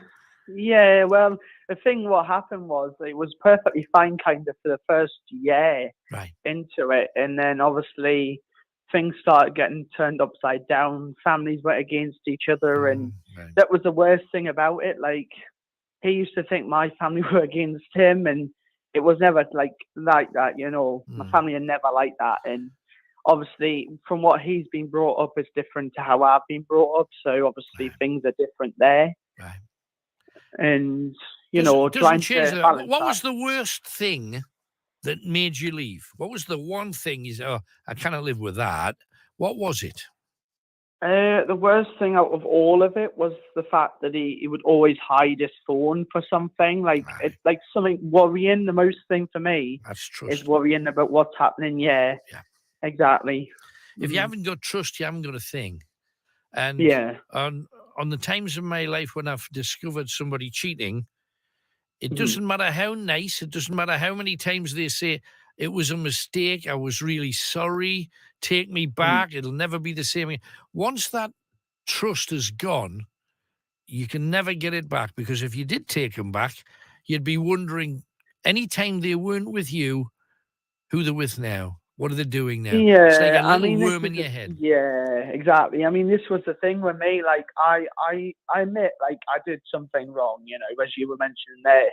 Kind of, I did that because of how bad, like, we had arguments every late night, and the neighbours were complaining, and obviously we had the local authorities turn up, and, it was getting on top to me, like, stress-wise, and eventually my mum and my dad had to come back. He had to fly back to it because of the mental state I was in at the time. I was having breakdowns, and it was just like me ex was just constantly pestering me ever since he moved out, and he's still doing it now over social media. And like we used to have like a joint Facebook account, and that's now turned against me, and it's like trying to drag all my friends away, all because of one little mistake I did, and it was because of the situation I was in. I tried every other avenue. Right. I mean, bottom line is, hand on heart, and I'm loyal to you because you called me. He didn't. But the cheating thing is awful. If you are going to do it, say goodbye to him first and then go off with somebody else or whatever. But I absolutely understand it. If you're not getting love and you're just getting hate from somebody, the first time somebody shows you a bit of love, you kind of go towards it. That's human nature right there. But it's just, you're not going to win a great reputation if they know if the going gets tough. Instead of me getting going like you're supposed to, I'll just go off with somebody else. That's not a great reputation to have. I don't condone myself for it. Like I must admit, out of since he broke up with us and moved out, it's kind of hit me hard. Well, why didn't I try another way of speaking to him rather than going out and doing what I did? Like it wasn't even a question of speaking to him. The speaking to them is if the love and the trust is already gone, and hiding a phone implies there's something on there he doesn't want you to see. Now that's a fact. Within my relationship, if my partner wants to look at my phone, I hand him a phone. I've got nothing on there remotely that is an issue. She can have a look at whatever's on there. So when somebody's hiding it, or in my case, I had a partner who had two phones, and you only know about one. Well, what's the other one for? Who are they talking to on? I mean, once the trust is gone, walk away.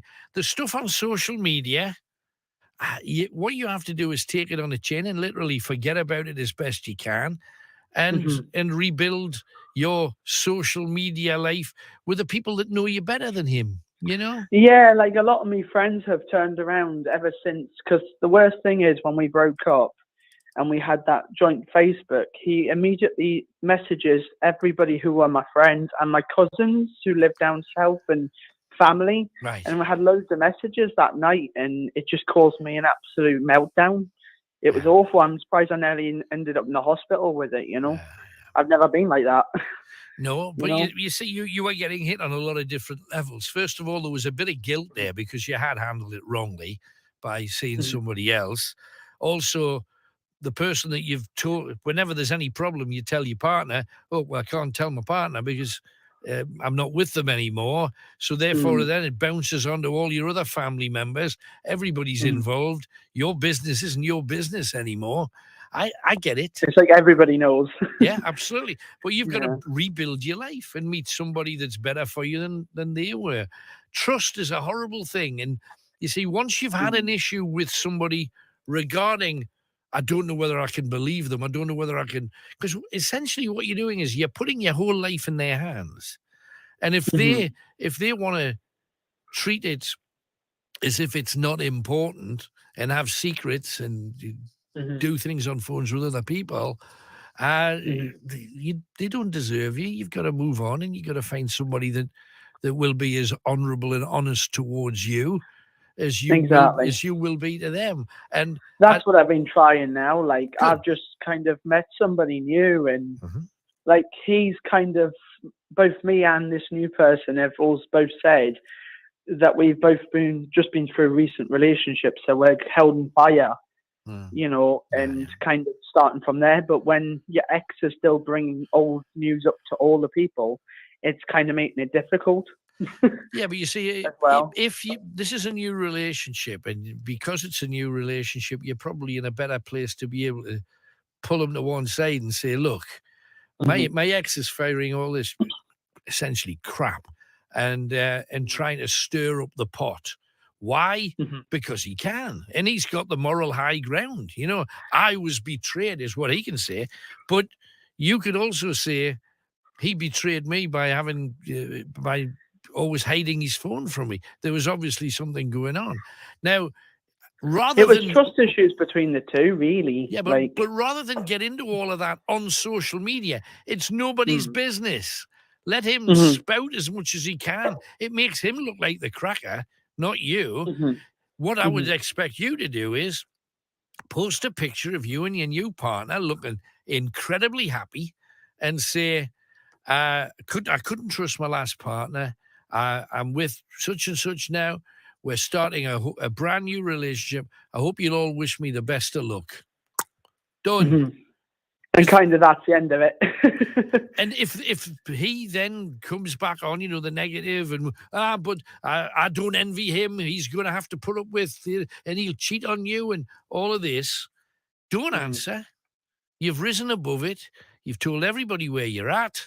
You've asked people to wish you well. Your friends will. The trolls won't. You know that before you start. Forget about everybody else but you and your new guy and have a lovely time. Life is too short for all this BS, It really is. It is. It's too short. It is, you're right. Put a smile on your chops and love each other. All right?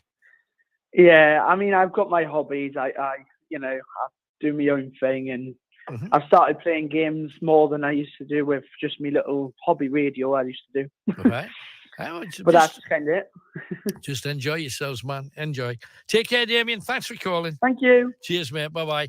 0191 488 3188. Now, just remember the television set that shouted about all this and the red. I've been sent a photograph of the red ribbon that was placed about the stuff that he was hoarding. Steve from South Shields is on about the very thing. Hi, Steve. Hi, Alan. It's Steve. It's Claire's dad. All right. Hiya, Steve. Hiya. You know, I ring you regularly. Yes. I was just to corroborate what she'd said, and she had forgot to say about this ribbon that she tweeted it, Right. I mean, I've seen it, and it looks like, was it your dad? No. It's our friend's dad, right? Friend's dad. Right. She's a clever girl. She's a legal secretary. Right. So she's not a bomb pot or anything, Right. She was in her grandfather's flat sorting things out, and she's found this. It's a roll of adhesive tape. Yes. And the unrolled it. It's like a double-sided sort of stuff, where you'd peel one side back. Yes. So they unrolled the whole tape and wrote it right across the whole tape, the full length of the tape, over and over and over again. It looks like almost he was getting ready to pass on, and he looked around the house and thought, I'm a hoarder. Look at all this stuff, which, to an untrained eye is junk, but to somebody it'll be worth something, I'm sure. Collectibles, you call it, but a lot of it doesn't necessarily look like collectibles. So he's going to put a sticker up saying, I'm sorry about all this, to whoever had to come and sort out the stuff that was left behind. That's what I got out of it as well. It's like probably a sorry to our granddaughter. Yeah, that's what I thought. Because he knew she'd be sorting it. Yeah, and if that's the case, you put this, because I know a lot of people that when they get to a certain age, whatever that age is, whatever they're feeling, and they're thinking, well, the family doesn't want old jugs and old electrical items that don't work anymore, but I'm going to keep that. I'm going to keep it. And you end up keeping all of this stuff that nobody's going to want. We're talking, you're going to skip a lot of it. You're going to put it all in a skip. So instead, sorry about leaving you with all this to have to deal with. But even so, that's creepy. To have that coming out of you, that's direct link to the other side, isn't it? The thing was, I went to the flat with the lass, with Tom as well, who was Claire's fella. Right. To collect this washing machine for their friend. Right. Because she's getting rid of stuff. She doesn't want it just thrown away if somebody can make good use of it. Absolutely, that makes sense. And I went up the stairs, and it took me breath away. Right. Absolutely. Some of the stuff, Alan, you would have been right at home. Right. Gothic stuff all over the walls. Really? Just general dark side stuff. Right. Skulls. But that doesn't exactly make it any less creepy. No, but he was a Hell's Angel as well. Oh, blimey, right. And the poor lass, I mean, she's went in, she's seen that. And then she's been watching the TV, watching a documentary or something. Yeah. And this voice started coming over the screen. Well, I didn't hear the voice. Right. But Claire was on the phone, like in a panic. Dad, I'm going to tell you something. And he says, what? She says, we heard the voice over the phone.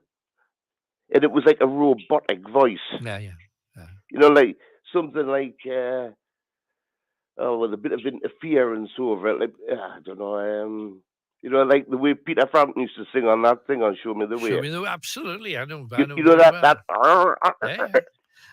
But, and this is what we can actually hear. We don't think you can round the twist. Right.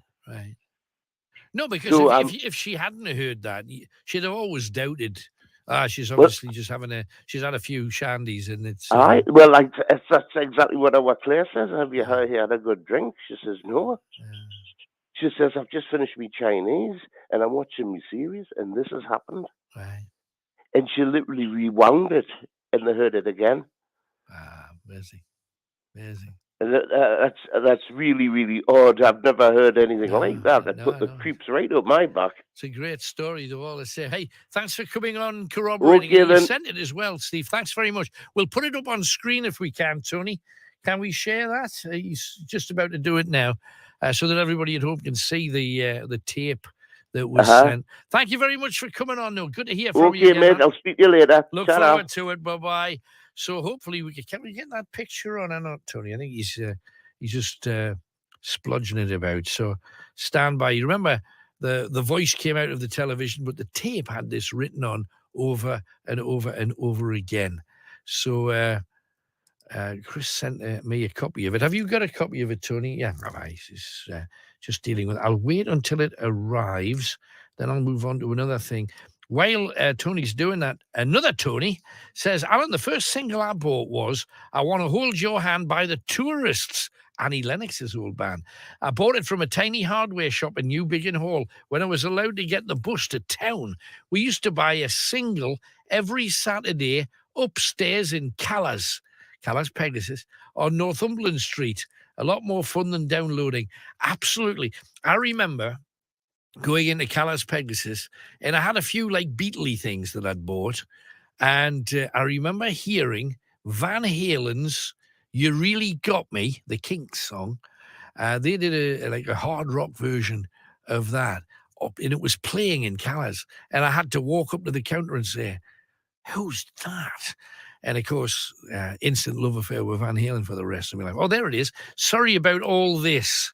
And there's one of their cupboards with skulls and bits and bobs of all sorts. And there's the tape. And that was what the television was saying. That's a creepy story right there. And Anne's been on as well. Says, evening, Alan. The woman worried about having a checker on her kid's phone. Just me, but I always kept my eye on the ball. I think you have to. We talked all the time. Hopefully they would tell me anything they were worried about. My grandkids had trackers on their phones. They're in their 20s now. Ask them first and have a conversation as why you want that. Don't go behind their back. They'll never trust you again. The fact she is worried shows she's a great mom. Her kids will be fine with her. There you go. Now, going to talk to Mark in Dinnington in a second, but another star coming out at night, or should I say stars. This is In Excess. Where were you raised in Australia then? Where are you from? I was born in Melbourne and my family moved to Sydney when I was about 8. So basically I grew up, if that is, in fact, I did grow up in Sydney. Now, it's a cosmopolitan city, you got people from all over the world there. What was childhood like for the In Excess boys? Well, what was it like? Were you rich? Were you poor? Oh no, we came from middle class kind of backgrounds. Yeah. My father actually, when we moved to Sydney, he in that process he retired. He was in advertising. So, but I grew up in a really weird place, not where the rest of the guys grew up, which was in sort of more suburbia.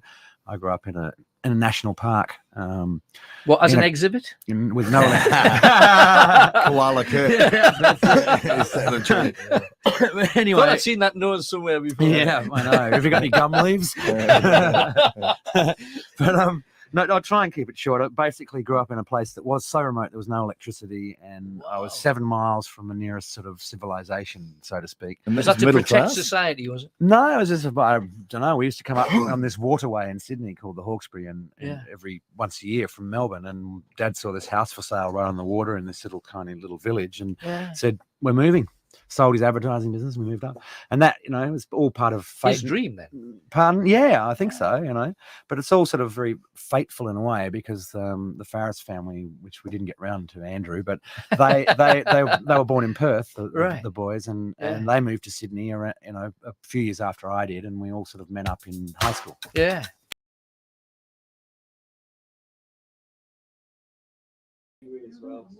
Right, okay. Let's have a walk around. Now this is the cemetery that's said to have the knight's spirit walking around it, waiting to fend people off because of the mistreatment that he had. Seeing this one. Yeah, what a shame. And that's not hooliganism. No, that's just age. Incredible. Absolutely incredible, the whole thing.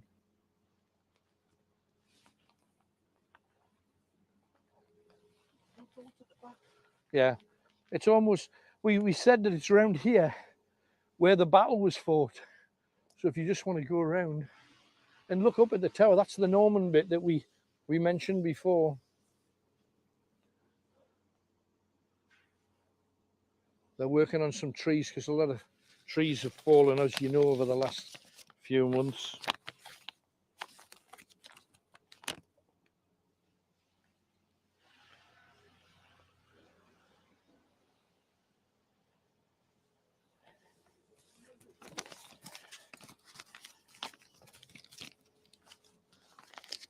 Yeah, this is what the guys have been doing. They've been saving trees from damaging the rest of the cemetery.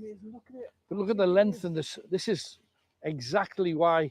And try and ignore the wood cutting and all this stuff. Try and see this. Look at this. If that was if you're a Christian, who would not want that to be your grave in that beautiful bower? Look at it. And also, if you're a pagan, we're talking holly, which is one of holly and mistletoe are two pagan things that everybody mentions at Christmas. But trust me, they didn't have them in Bethlehem. You smell the wood, can't you? Now the thing was, this was a very, very dark part of the cemetery, because there were two huge trees covering this whole area. Yeah. So this is probably the first time the sun has seen this area, because that tree would have covered it, and there's another couple of trees there. What a great name. Stott. Andrew Ronald Freeman Mackey. Yeah. And married Sarah Stott. Yeah. But an interesting thing about this neck of the woods, William the Conqueror was here on his white horse, leading a French army with all of the flags. Just picture it in your mind just for a second. William the Conqueror was here. Can't you? Absolutely, he was right here. And do you know, the land around it has barely changed. Up on the tops, you've got hill forts in that direction, hill forts in that direction. And on top of these hill forts, not a lot that you can see, but it looks almost like tears, because the grass has grown over forts and nature's taken it back. Yeah. But William the Conqueror did his harrying here and essentially wiped out any village that was against him. But what makes this place so important, because it was on this very spot where Northumberland was named by William the Conqueror. Was it? 1089, Northumberland got its name. There was no Northumberland before that. And it was William the Conqueror who gave it to us. So if you're proud of being a Northumbrian, you got to say thanks to William the First. What do you say? If you say William the First, people go, well, yeah, it was William the Conqueror. He was William the First. And I don't know about you, but the pagans revere and love the snowdrop. And to see snowdrops, you haven't seen them for years. But you don't, do you? Look at them; they're everywhere, They're here. everywhere, yeah. You don't see snow. When you were a little kid, you used to draw them on pictures and stuff. That's correct. And now, you never see them. Do And you? the pagans revere them, and they say that it's a magical, blessed thing. The tiny little. I learned about them at the same time we were putting buttercups up against your throat to see if you like butter. And I used to always go, I'm still liking butter. And she said, you're getting margarine. And that tended to be the way, because it was, I don't know, I think it's one of them things. 40 pence cheaper or something, wasn't it, margarine? All the logs cut as well. Whoever's doing the woodwork around here, I know. Those kind of things I always think are a bit strange, because bodies are supposed to be 6 foot down, and if they're not, why? Now, the spirit of the night, as we say, is said to walk across here, but they also said before the church was built, now you've got to remember, think how far back that was. Yeah. Before the church was built, there were 2 battles here. Yeah. There was one that, I think his name was Isil. In fact, his name was Isil. He was the son of, have you heard the story of Beowulf? It's a very famous ancient story. Not everybody knows about it. See the film? There's a film called Beowulf about it. So that story's quite famous. Isil was the son of Beowulf's son, if I get this right. And he fought to defend this land and keep the Mercians at bay. They were like the next big tribal group down. Mercia, Liverpool, Manchester, that northwestern group, and they wanted to push up here. And Isil came again to roughly this, nobody knows for sure, but it was roughly in this area, and they stopped them moving further into Northumberland and pushed them back. We stopped Manchester and Liverpool. To Mercia. I love Isil. But who knows these ancient? And I mentioned my best pal. I mentioned a previous king, Ethelstan. Yeah. Last week when we were out and about. Ethelstan was here like 200 years after Isil, doing exactly the same thing, trying to stop southern tribes taking northern land. And you can see, we're seeing this land just as it was. Yeah, I was going to say, look, in the middle, look at that. You kind of just as it was. Countryside and more. In all directions. You kind of get more of grid than this, can you? Look. No. Look at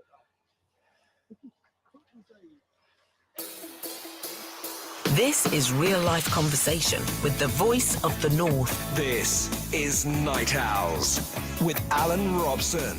Call 0191 488 3188. Greatest Hits Radio. And we have our second clue. As promised, the first clue that gives you a song title is You've Got This If Your Emotions Are Exploding and Uncontrollable.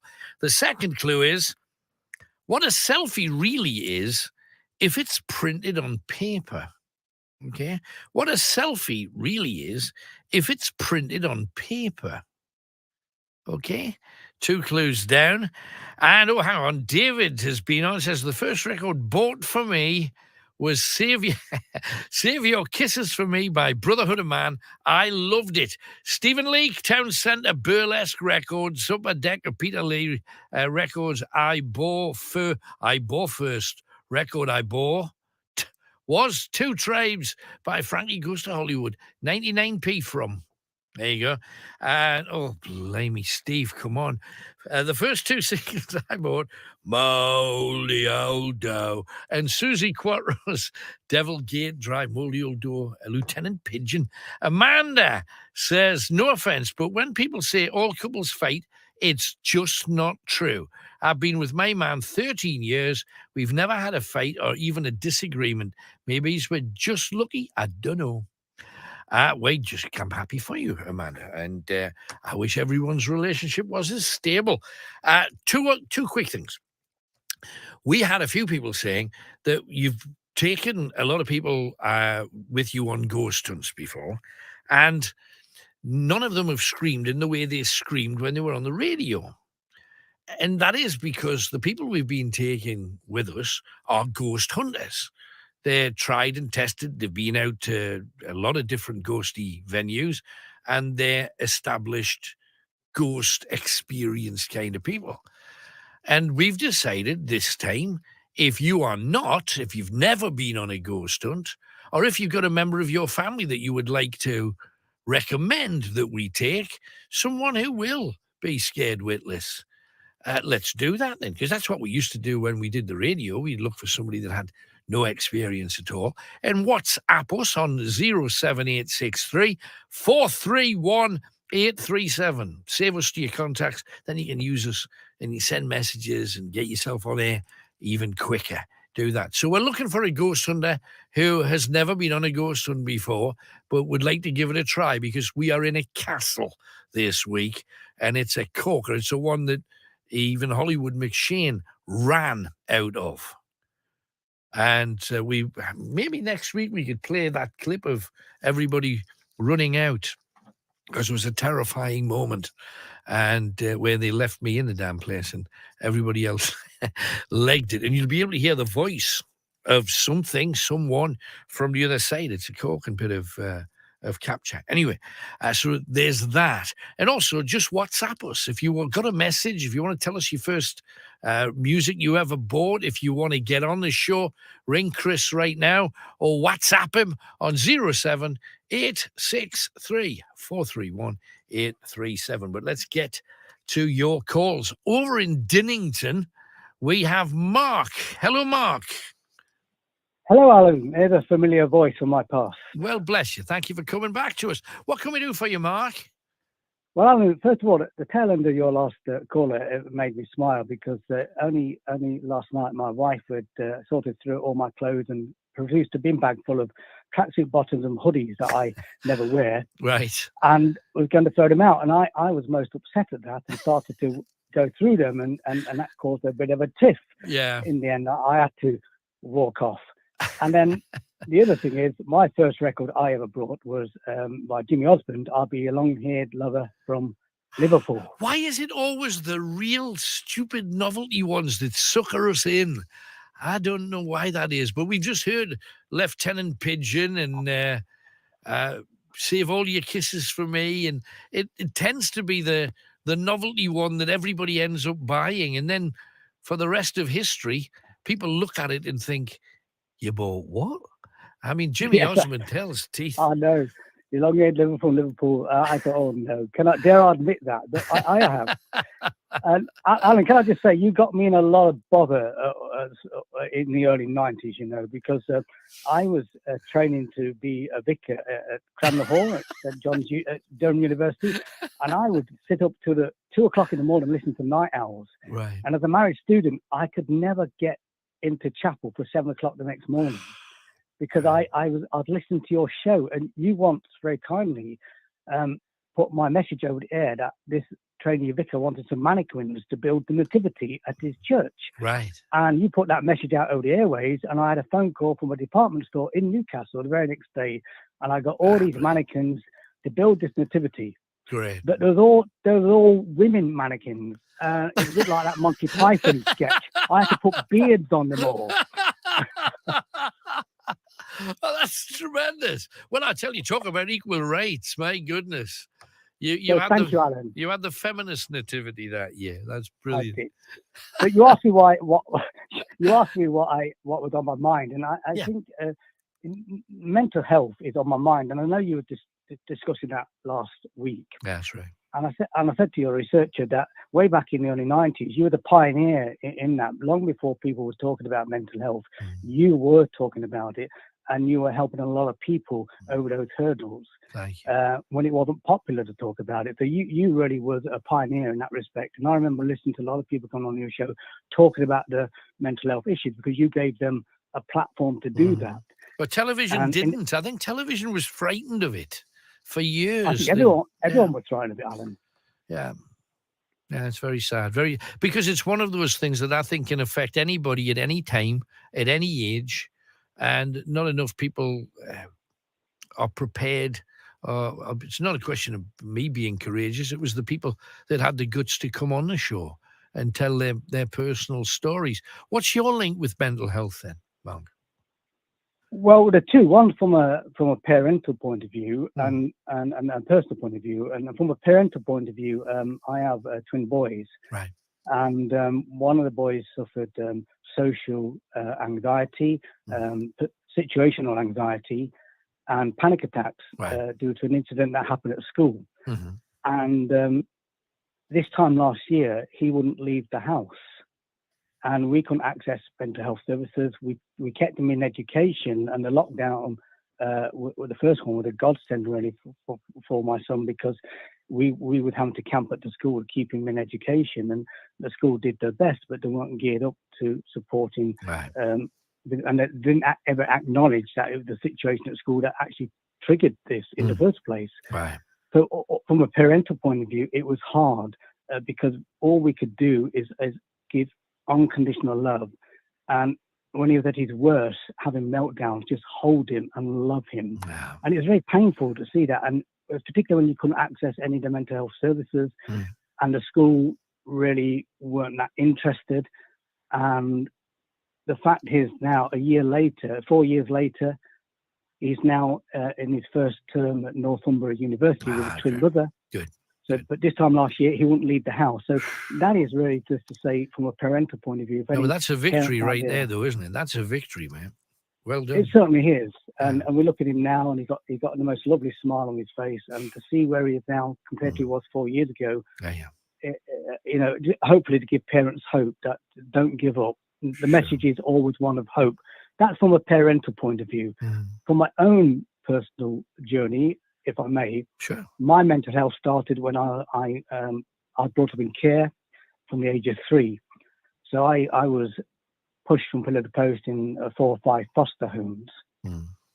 And as I entered the teenage years, I'd been in the children's home for 7 years, and I started to self-harm in the children's home with a scalpel blade that I took from school. And this is the late 70s, and they couldn't really cope with that situation. So they sent me packing to live with a sister in Chester. And within 2 years, I was drinking heavily, and then eventually tried to commit suicide by cutting my wrist, and ended up sectioned in a mental health hospital, an old Victorian mental health asylum with long dark corridors and locked doors, and threatened with shock treatment, drugged up to the eyeballs, and I was in there for quite a few months. And when I was eventually discharged, I was worse when I came out and when I went in. I was homeless for a short time in Chester. Right. Eventually drifted into the church who supported me. And to cut a long story short, I found faith, married a good woman, which always helps. She was a graduate from Chester University, and she actually was serving me in the soup kitchen. Right. Oh, wow. And we struck up a relationship, and everybody tried to talk her out of going out with me. The pastor, she had intervention from her friends from university. Right. He said this relationship will never work. You've got no job, no prospects. You've just been discharged from a psychiatric hospital. You're homeless. This lass is just graduating from university. Anyway, he ended up marrying us. Brilliant. And that was 39. That was 38 years ago. There's a rom-com right there, man, isn't there? My goodness, Mark, what a story! I know, but the mental health issues, right through being a young person and into adulthood, they were still with me. Those issues from my childhood continued to haunt me. Their sense of rejection and abandonment. I was abused in foster care. I was abused by an older lad in the children's home, and they promptly removed him once they discovered that.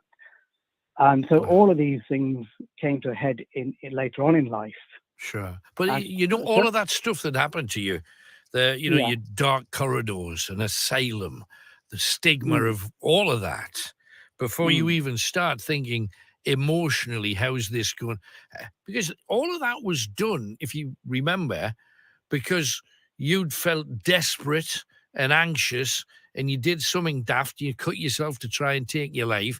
All of this. So what should have been delivered to you was positive, constructive help And you got none of that. You got dark corridors. You did that, so now you're in a hell. And the people around you will probably hurt you, intimidate you.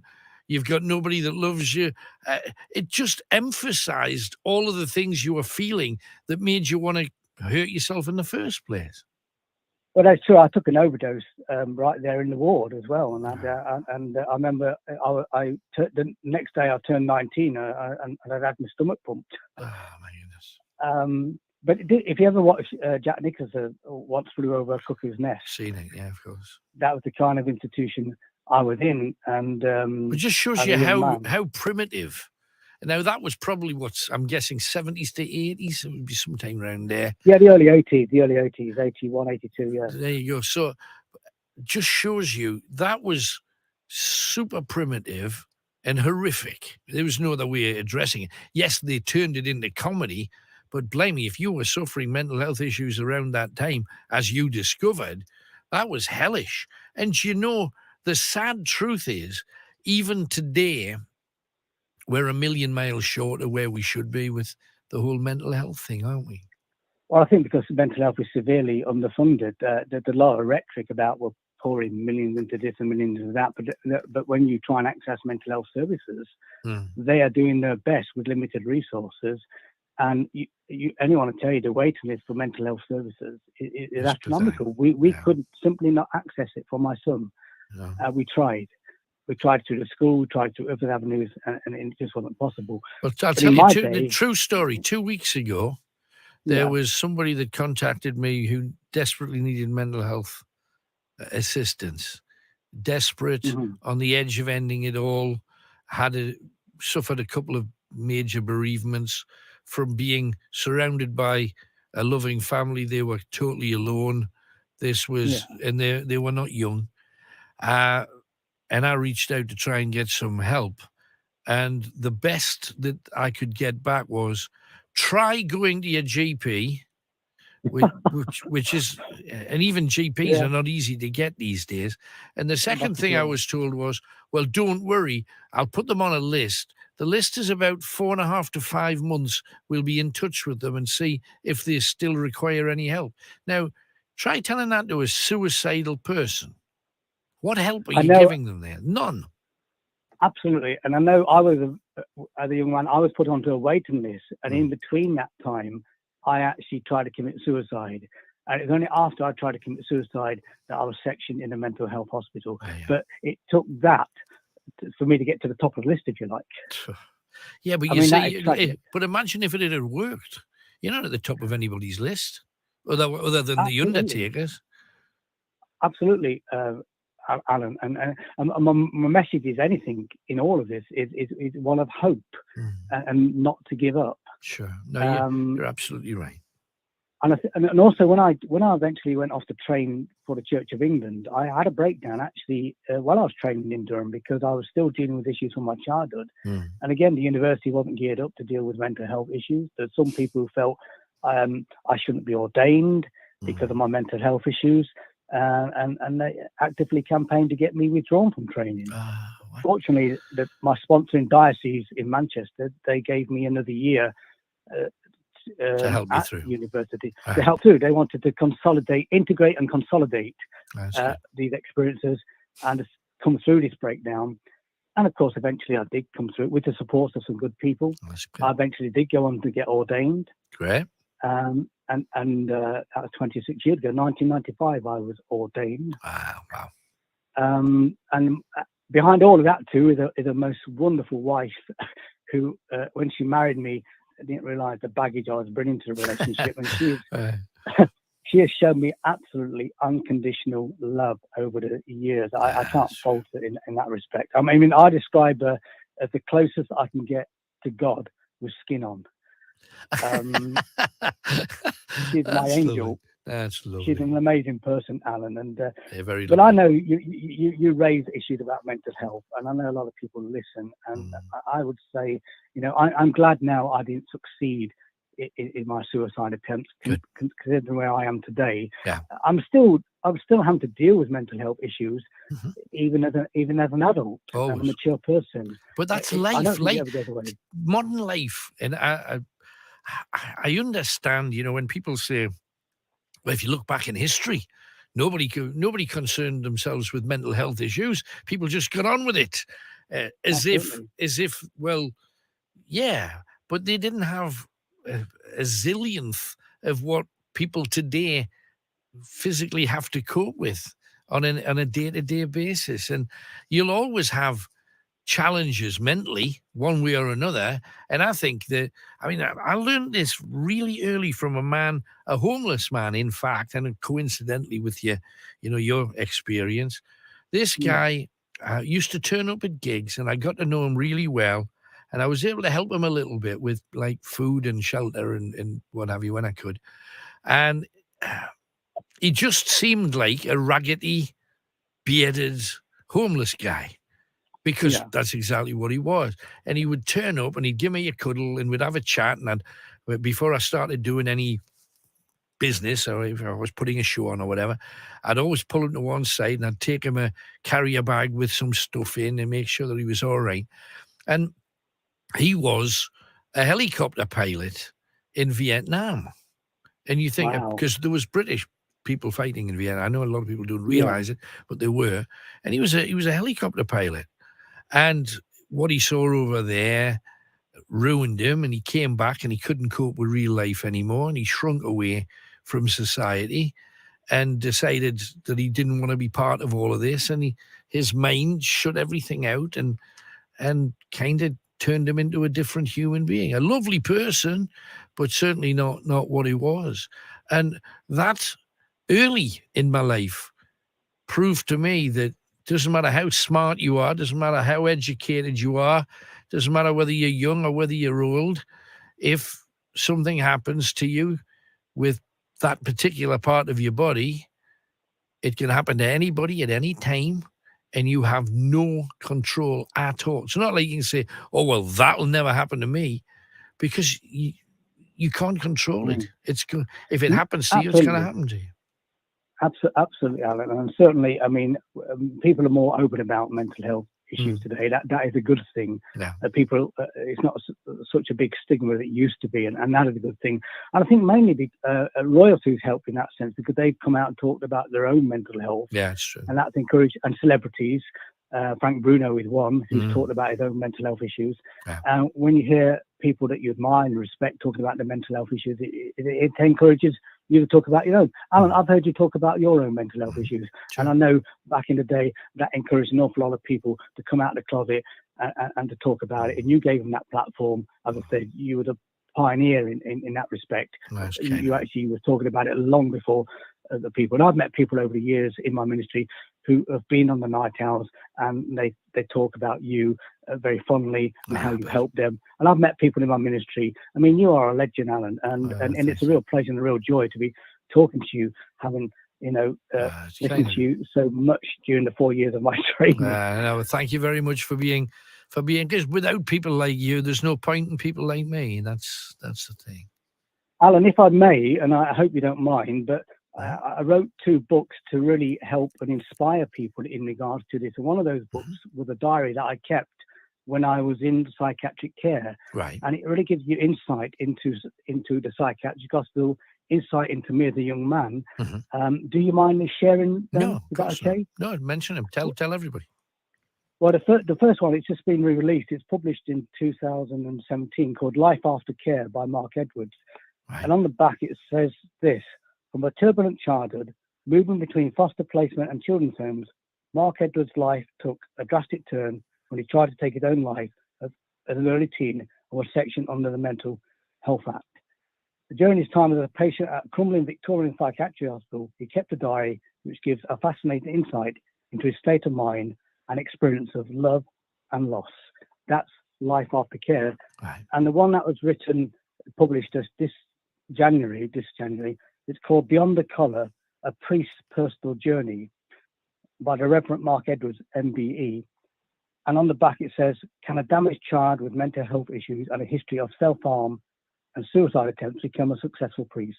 Mark Edwards' story of life beyond the dog collar is an honest, moving, sometimes hilarious account of a man who determined to be true to God and his priestly calling, despite a growing conflict with mental health issues arising from his deprived childhood.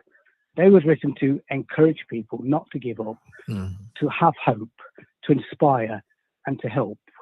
Well, let's hope So a few thank you people for allowing check me it to out. No problem, Mark. Thanks for being with us. All the best to you. No, and thank you, Alan. Thanks, man. Bye-bye. Oh, that was lovely.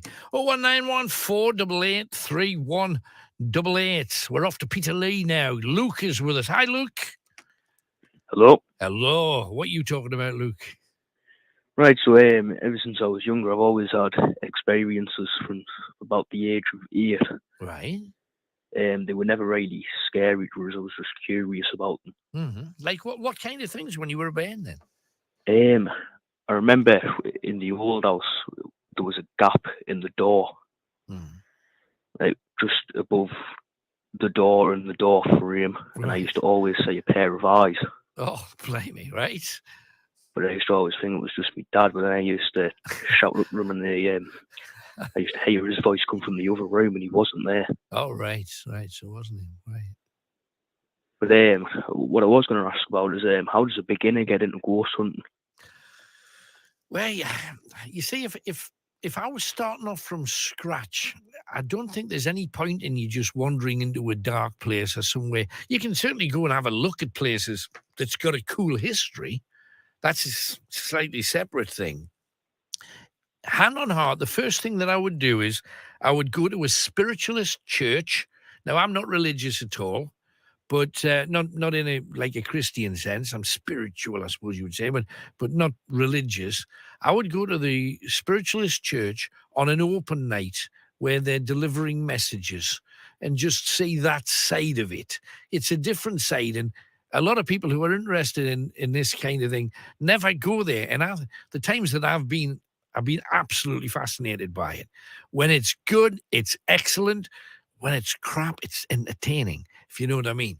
However, once you've done that, get yourself, because you can go on social media now and find local ghost hunting groups. There's, not just hundreds, there's thousands of them out there, and ask if you can go along to one of their events.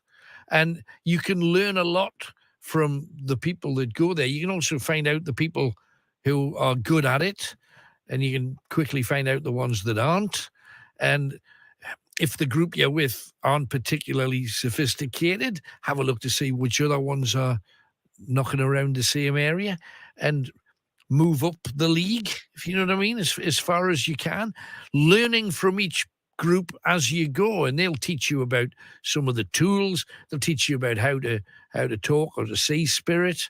I just think that if you are interested in it, to try and do it off your own bat using books and stuff, well, you can, I suppose, but if you want to learn at any speed, the groups are a great way to get you to know what kind of tools are out there and what you can use. And of course, if you want to, you can go online and find gadgets that are claimed to communicate with spirit. I always think that your own eyes and your own ears are as good, but I know a lot of people love the technology of the whole thing. So yeah, that's what I would do. I would do those two things. But the spiritualist churches, and I know you may well end up being the youngest person there on any given night. Don't let that worry you. Go in and experience it, because it really is fascinating. And the people that go there are completely sincere. You know, it's not people that are pretend, I can do this and let's do a Ouija board, and because I can do this and I'm a medium and I'm a spiritualist and I'm a this and I'm that. Go to the church, the spiritualist church, where real people get messages every week, and see how they do it before you start dealing with, because there's an awful lot of patter merchants out there. That used to be the phrase when I was a kid, patter merchants, people that make stuff up. And you don't want to be associated with those kind of characters. You gotta be wise enough to know the difference between the patter merchants and the people that are really doing it. I'll definitely check out Spiritual Church sometime. It's just a cool option, and it's free, and you just go in there, you sit in the back and watch what happens. And if it's really good, you'll find it fascinating.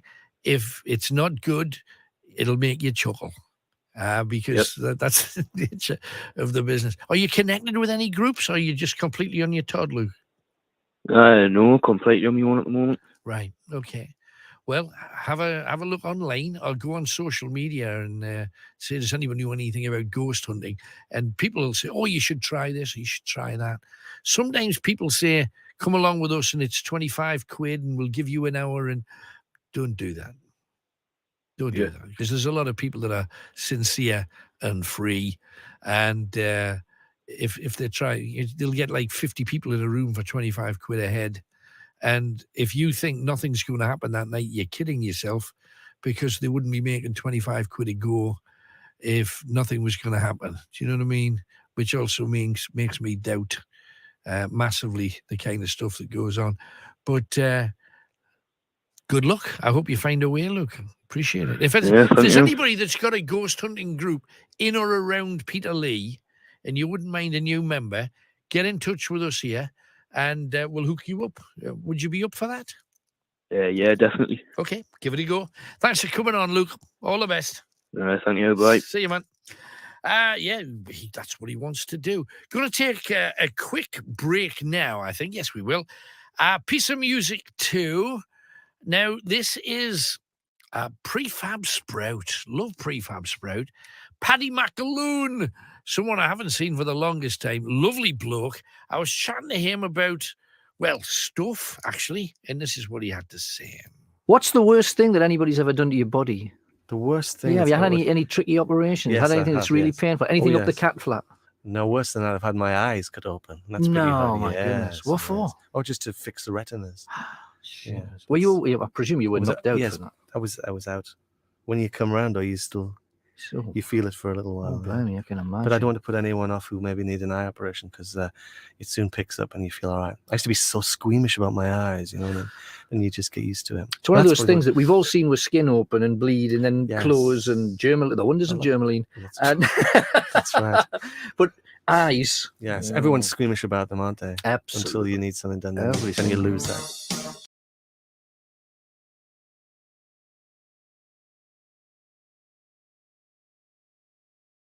Trolls. Now, I know we don't believe in trolls, but the people that used to rule us, the Vikings, absolutely believed in trolls. And they always said that when a tree is upended, and this guy, you can't argue is upended, it used to reveal the place where the trolls used to live. And they would go out and cause mayhem. Now, if that's the case, they've caused mayhem there. Because that guy's grave's moved. Look at that. What's see across there? So it's really interesting. What's that? Look. Oh, what is it? Is it wheels on top of it?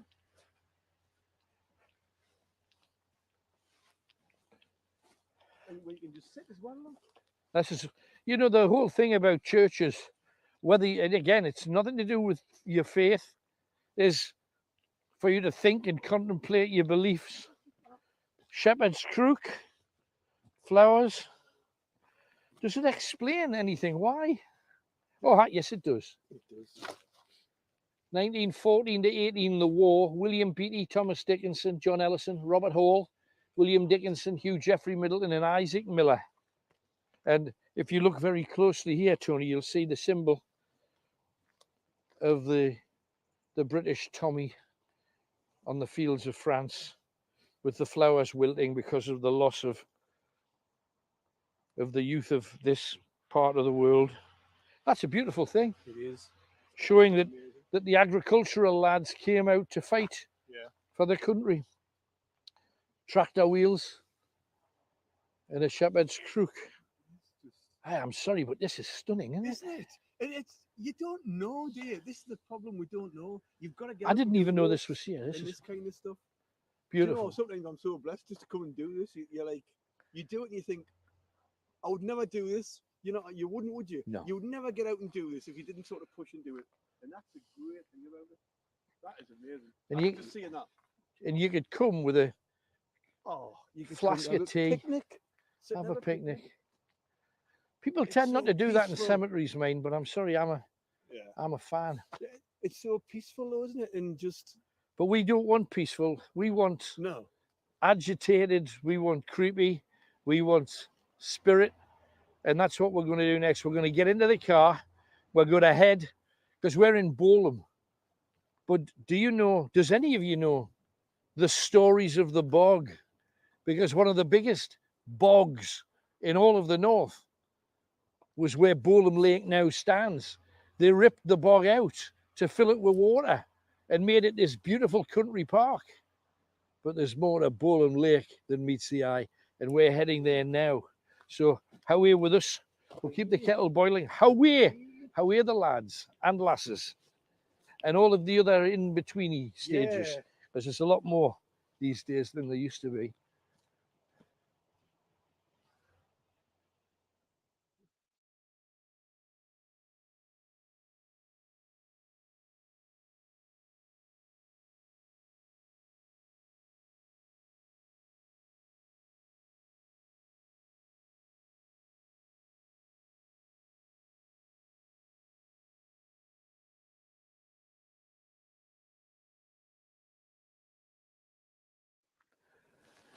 So we have zipped. It was a zip, wasn't it? It was definitely a zip. Zip. We've zipped. This is Bolam Lake. Now, the thing is, a lot of you might have been here walking the dog, having a picnic. If you bring bird food down on a nice day, put the bird food all over your bonnet, hundreds of different breeds of birds will come down and completely poo all over it. But you'll see woodpeckers here. And that woodpeckers are cool, green woodpeckers, you get them here. Squirrels, you've got all kinds of wildlife. It's a beautiful place to come. It's nice, it's gentle, and it's casual. But round about 1966, somebody had an experience here that they told me about on the radio. Right. Guy rang in and he said, "You've got to try Bolam Lake late at night." And I always kind of said, yeah, why? It's just a country park. And he says, "But do you know the history of it?" And I thought, it's just a country park. I thought somebody made it. Now, I looked back in the history. John Dobson, John Dobson Street and all that Newcastle stuff. John Dobson created this. He dug a lake out, planted loads of extra trees, and that was within the last couple of 100 years. So you think, well, where's the history? Oh, then I went back further. What a history. William Wallace was here. No. King William the Conqueror was here. And you think, wait for it, a killer dwarf lived here. What? That the Vikings, when they were in charge of the country, feared, and they wouldn't come to the original woods that were here because of this Durgar. And this is where the Durgar is said to live. And he only comes out at night. It's night. Not ending there, though, because this was one of the most sacred ritual witch sites. Now, the difference between people say, oh, there's a witch's circle. That's where ceremonies carried out, okay? But when you talk about a ritual site, is a little bit different, because not all witches were the nice, friendly pagans that just healed the sick and looked after sick cattle. Some of them like to kill people and eat children and do all of that kind of stuff. And that happened here in Britain. You got to remember, if you go back 3,000 to 5,000 years, right here in the north, we were cannibals. We ate each other. If we were going to starve, look for the chubby one. You know, it's an awful thing to say, and don't want to fat shame. Last thing I can do. But that's what happened. They'd look for the one that looked the most succulent and was, oh, hang on, we got no animals. The crops failed. Eat them. Cannibalism was commonplace across the world. It only stopped being when we started to become civilized, or what we thought was civilized. Civilized, of course, meant where you Your just kill emotions are exploding and uncontrollable. What song title is that? Second clue, what a selfie is if it's printed on paper. What a selfie is if it's printed on paper. That's a song title, but what song title answers that one? So you've got two to work out, two more to come, and they get easier and easier. The third one, I think, will give it to you. If not, the fourth one absolutely will. And once you get one, then you look at the track listings of that artist or band, and you find out what the answers are. Okay. That's if you're going to be a winner tonight. Let's see if you are. Now, earlier on, we were talking about best and worst places you've ever been.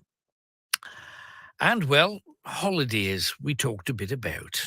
Went to Mallorca on holiday. So we'll come outside the complex that we're in, and I've got the map of Mallorca, and I'm looking at this map, and I'm looking to see where I'm going. And one of the reps came out, the Spanish reps. He says, "Where you go, my friend?" "Oh, we're going again here." No. He says, "You go here, San Jordi." "Oh, what's San Jordi?" He says, "Mures Beach." Right. So off we went to San Jordi, and I burnt my arse to a crisp. And what happens when a rep loses it? This couple had come on a £99 sun deal for their honeymoon. Right. And she got on the coach at the end of the week and she went, "You have ruined my honeymoon." And I went, "Right." And I thought, "Bite your tongue." And she just started really shouting at us. And I went, "Can we just clarify? Your husband has brought you on a £99 sun deal for your honeymoon to somewhere you didn't know you were going to, and it rained all week." I went, "And that's my fault. Now sit down, shut up, and sort your life out when you get home." And she just stared at us and just walked up the bus, sat down, and it was a 2-hour drive to the airport. And I was like, "Just hurry up. Just get me buses." It's just, you're kind of piggy in the middle. And the thing about holiday reps, and I must admit, I think in my life I've probably been to 2 of their meetings where everybody gets a tequila sunrise, and you can do that and you can do this. I don't like the whole thing. I'd just rather do my own thing. Thank you very much for being there, but I'm off on my own. And I've been pursued by them where, can you fill this in? I've put it under the door. Can you tell everybody what your experience was like? Well, I have nothing to do with you guys. I've done it all myself. So it's, can you fill this in? And even on the bus going back to the airport, now the only person on the mic, the only person who hasn't filled this in. Hey, steady, don't spoil me holiday. I've had a good time. So you are kind of a bit clingy and a bit desperate at times, you girls. I wasn't like that. I wasn't clingy and desperate. That's good. I was always the one that ended up in the police station with the people who had been mugged and were doing 50,000 fraudulent insurance claims. I lost me really good camera. I know exactly what you mean. Yeah, I've seen people claiming for stuff they've never even had. And what about worst customers when it comes to holidays? You won't go on my trip, so I'm going to rape your mum and rape your baby. That's what he came out with. And he works on the customer services. What? Yep. Hell, what did you do about that? That's just outrageous. I spoke with the holiday rep. Right. And I was told not to put a complaint in at the police station because you have to pay to make a statement. Right. So what they would do there is they would take my word and their word, and I would basically just be throwing money down the drain. Right. I was angry at the time and I wanted to go down the shop, but I got told if I do that, there could be a pack of them end up causing trouble for me when I'm out and about. And I just got there, so they said, don't do that neither. So, any stories about your best and worst place you've ever been? That's what started all of this off. Let's have your views. Claire's with us. She's in Jarrow. Good morning, Claire. Hiya, Alan. Hello. Hi. First time I've spoken to you, and I know it's a bit of a cliche, but I am really nervous. Hey, well, that's good. It's traditional. What can we do for you, Claire? Right, I was just wondering about the last caller, well, a couple of callers ago now, talking about mental health. Yes. And I'd just like to talk about, well, I lost my mum to just suicide almost 18 years ago. I'm sorry. On Valentine's Day coming up.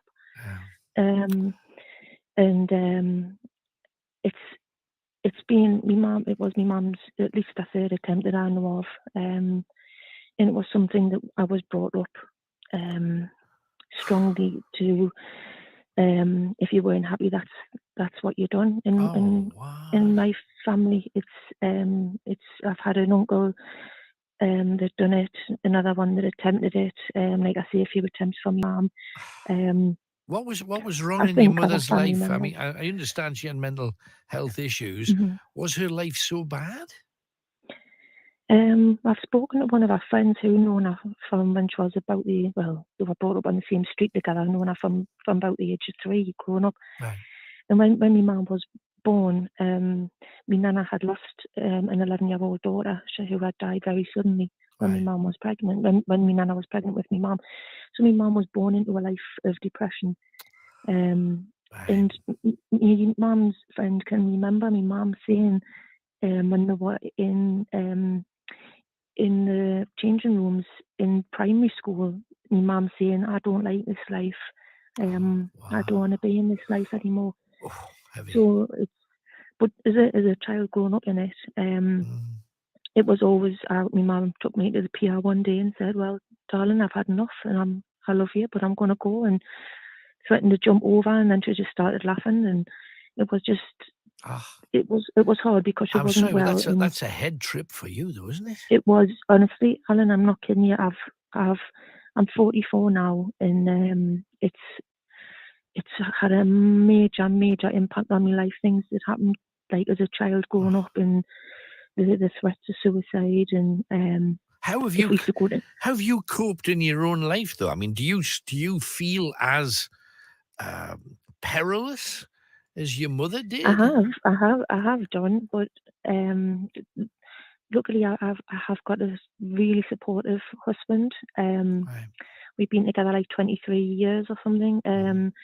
He's been superb, and I think, and we've also got a daughter, 21-year-old daughter, and my daughter was 3 when my mum died, and it was actually when I had my daughter, my mum came to the house one day, and I looked at my daughter and I hit us, and I thought, damn, I can't end my life anymore. I've got to stay here now. This is it.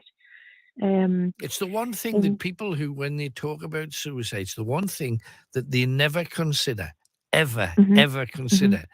Everybody thinks that, I'm going to do this, it's not going to matter to anybody. And they have no clue the amount of ripples in a pond that causes, and the misery and the horror and the upset that it causes to everybody that cares and loves them. It passes that problem on to other people, and I don't think they realise it at the time. How do you get better, though? How do you get strong enough to be able to be certain that that's never going to happen to you? I've got to, because I had a very mixed up upbringing, very traumatic divorce with my mum and dad.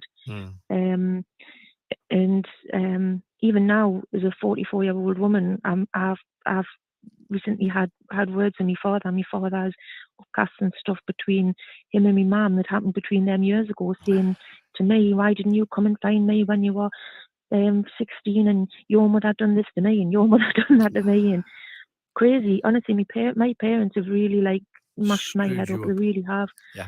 And my father just is totally oblivious to it, even though I've told him. But and my mum would be broken hearted if she was still here. I knew, because she was as soft as glass. But I think I've just had to.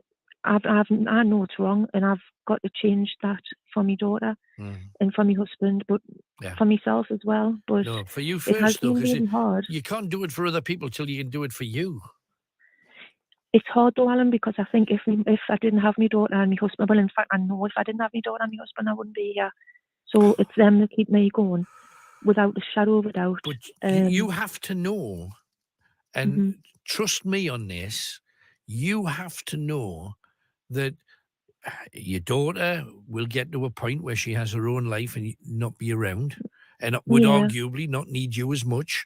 Will always need you because you're mammy, but will not need you as much, obviously, because that's how life works. And your partner may or may not leave you.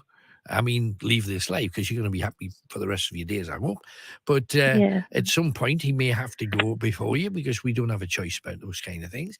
And you would be amazing and marvelous and as wonderful as you've ever been, being you, for your sake, because you've broken the circle of it. You don't ever backslide into that.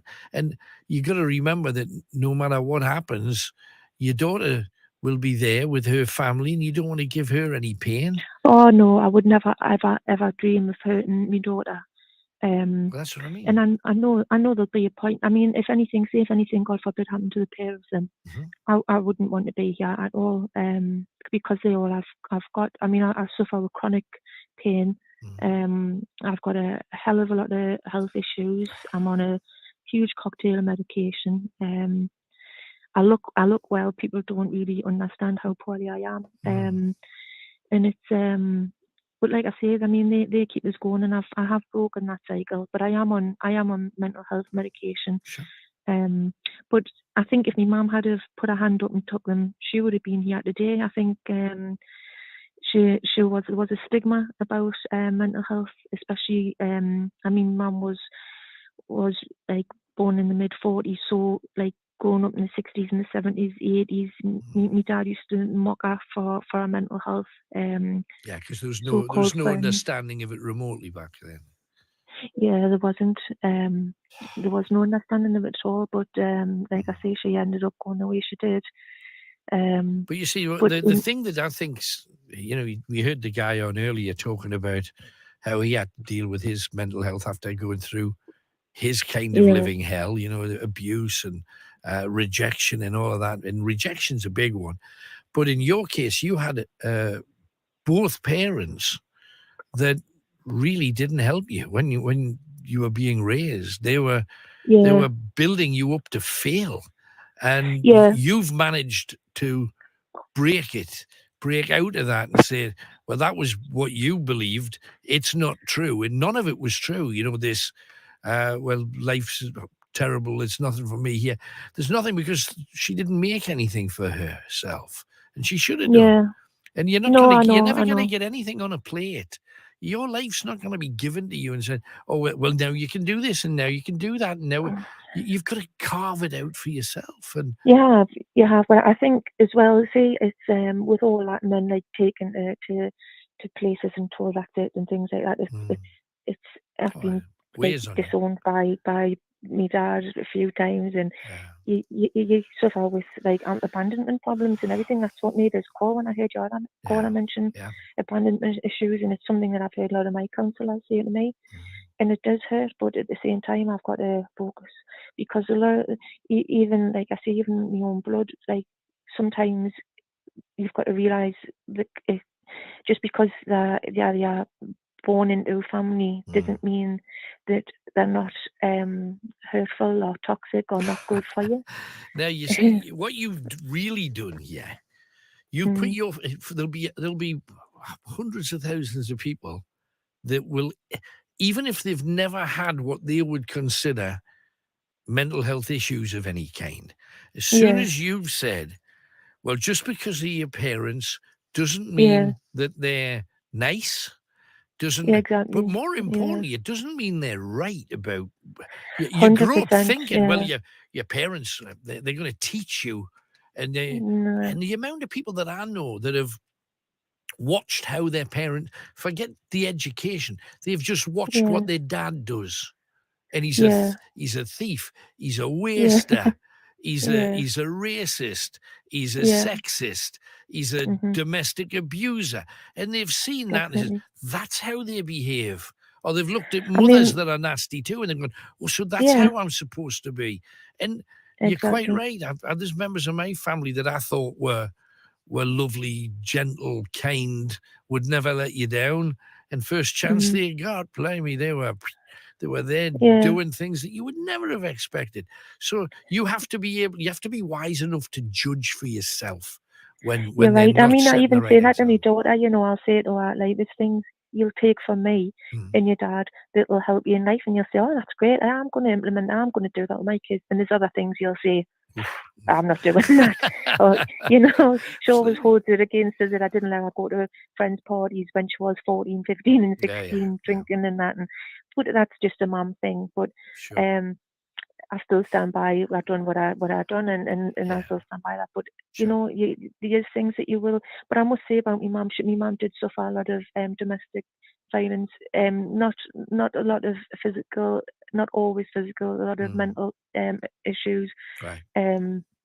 with our relationship, and that caused a lot of problems. But yeah, you've got to learn to it's either judge it for yourself. Crap or bust. Really, you've either got to go down and sink with the rest of them, or you've got to pull your socks up and try to dust yourself down. I think I've tried to do that. You just expect your parents to be setting the right example, and sometimes they don't. Do. They don't. And I take my hat off. There was one kid, his name was Dave. He went to school, bit of a tatty lad. He was always in one of the lower classes, but he was a nice guy, like nice, solid fella. But his dad never worked, lying on the couch, watching the telly, drinking, shouting, battering his wife. And that was what he saw. And you think, well, if anybody's designed to fail, it's going to be that guy. Yeah. And yet he grew up and he says, I'm not having any of that. I'm going to learn. I'm going to become it was a butcher. In fact, I'm going to become a butcher. I'm going to learn the trade. I'm going to get my own shop.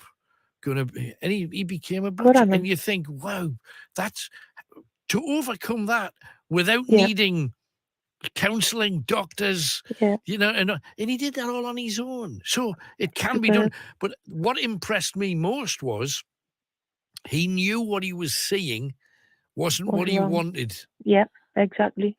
That takes, it's hard. That's a lot of people have said to me. They don't realise, like I said, you don't realise how strong you are and don't realise what you've overcome. But to me, it's just normal because I don't want that for my daughter. No. There was a lot of instabilities in my upbringing, and that's one thing I'm so proud of, that my daughter's had like a really solid foundations. Where I didn't have that, and it was really tough. In light of what you've been through, and I know, I hear what you say about pain and all the rest of it. And hey, when you go through life, that's something that comes with a territory, and it's better for some and it's worse for others. And but you're battling through it. You've set the right example, and you've got a partner that loves you to bits. You're doing an awful lot right from an example that was all wrong. So you've got a lot to be proud of. Well done. Thank you very much. It is hard. I mean, some days with my health, I struggle to get out of bed, and I feel like I've let myself down, and but then I suppose when you take a step back, sometimes you look at the bigger picture in general. And my daughter's at university now, and she's doing really well, and she's so it's not too bad. But I thought I'd give you a ring. I've been wanting to do it for ages, and it's lovely to speak to you. I'm glad Thank you very did. much. Thanks for taking the time. Never a problem. Take care. Bye-bye. How nice is that? And she is a woman that was genuinely at threat. If she'd followed the example set by a dozy dad that didn't realise the harm he's doing by constantly upcasting negative instead of positive, and a mum that was like kamikaze, always going to do what she ultimately did. Wow, I think she's done magnificently well. Time for a quick piece of music, and then we're talking to Tom, who's in Bedlington. Don't know what that's about, but we'll find out very, very soon. Piece of music now. Was thinking about this. We had the chance to play Springsteen, but we played him the other week, and a song I just haven't heard for a long time. So I thought, why don't we? It's wacky, it's daft. She's wacky and lovely. Managed to meet her once many, many years ago. One of the widest smiles I've ever seen. And her name's Joni Mitchell. Yeah. And I'll tell you her story soon. But the most famous ghost that is said to be here, apart from the Dugard, but would love to meet him, is a lady called Alice. There's a noise there. Did you? I thought it was talk. I thought it was conversation. Maybe it's a couple of Dugard. No, it was a voice. I heard a voice. There. Yeah? Look, 10 feet, 20 feet? Yeah. Oh, this feels good. Alice Carr, she was a witch. And she was one of 212 witches that died at the hands of a man called Cuthbert Nicholson. He was a Scottish witch finder. And because Matthew Hopkins, the witch finder general, I always picture him as Vincent Price Yeah, because he he played always him in did the from film. But because the Witchfinder wouldn't come any further north, he spent a lot of time in North Yorkshire, only popped up to further than that on a couple of occasions, but he liked to stay on his patch. They brought Cuthbert Nicholson down, and within about 5 or 6 months, he'd killed 220 women, getting 20 shillings each for every one that he dispatched. Most of them were hanged, but the one that died in a place simply known as the Bogs, Down here. she was burnt at the stake. And 6 months after she was burnt at the stake here, people have said that late at night you can hear the crackling of a fire, said to be her burning And body. I saw fire before. You saw fire? Yeah. At the other side Yeah. of it? Oh, that's interesting. Very weird. Right. She's supposed to approach you. She was completely guilty of being a witch. She was a real witch. You must have heard that there. What was it? I heard like a Yeah. moany kind of groan. Yeah. I hope you're Yeah.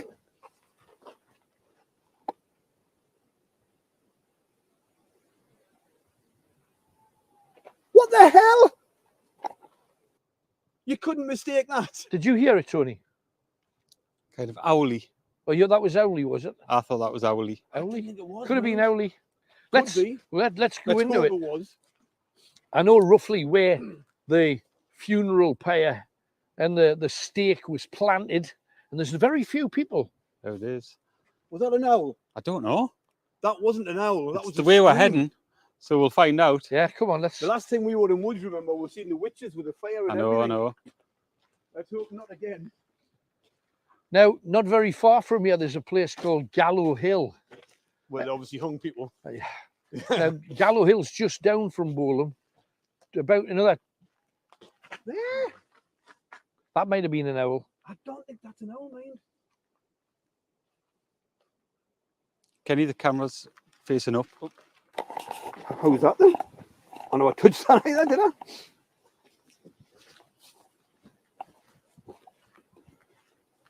We're going to have to go off track here as well.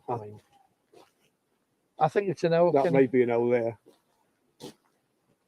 Oh, this is creepy though, isn't it? Look at You that. seen over here? Bells.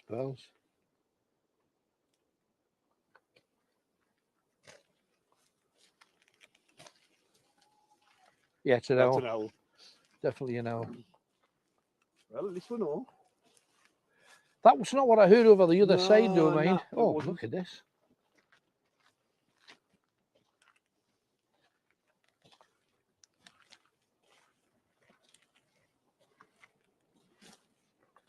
God, I didn't realise we were that close to the lake. Yeah, it's there. Have you been down here, Cal? I've never been here in my life. I didn't even know it existed. Well, this is a beautiful. If you on a lovely sunny day, Uh-huh. there's fewer places in the North Bonnier, and loads of people do come for a picnic. On the other side, there's like an open area where I believe the place where Alice Carr lost her life. Right. Alice Carr. Yeah, she was a witch, but out of all the people that died as witches, most of them were innocent. Yeah. Alice Carr said, "No, you've got me bang of rights. I am a witch," and she cursed him and said that if anybody comes to where she died, which is on the other side of the lake over there, if anyone comes to where I died, look at that. What the hell? It's a concrete or a wooden carved chair. That is crazy. I thought it was an actual. And there's the water. How about that? Beautiful. And of course, all the fish will I can see you. I know it wasn't. come out and join us. That's the thing. But it's over there that on the other side of the lake, we'll be walking around to it. If you go there, she says, if you believe in spirit, she'll make herself known to you. So If ever Carrie was going to come out of anywhere with her hand, it's here. Isn't yeah, it? you'd think. That lake. You would think so. What was that behind you? Did you hear that? I heard a clunk. the voice of the North. Alan Robson's Night Owls, the phone-in that gets you talking. Okay, time for your third clue. So you're going to get all three. And then, as I say, in about 20 minutes, you're going to get your fourth clue. Clue one, you've got this if your emotions are exploding and uncontrollable. Uncontrollable emotions.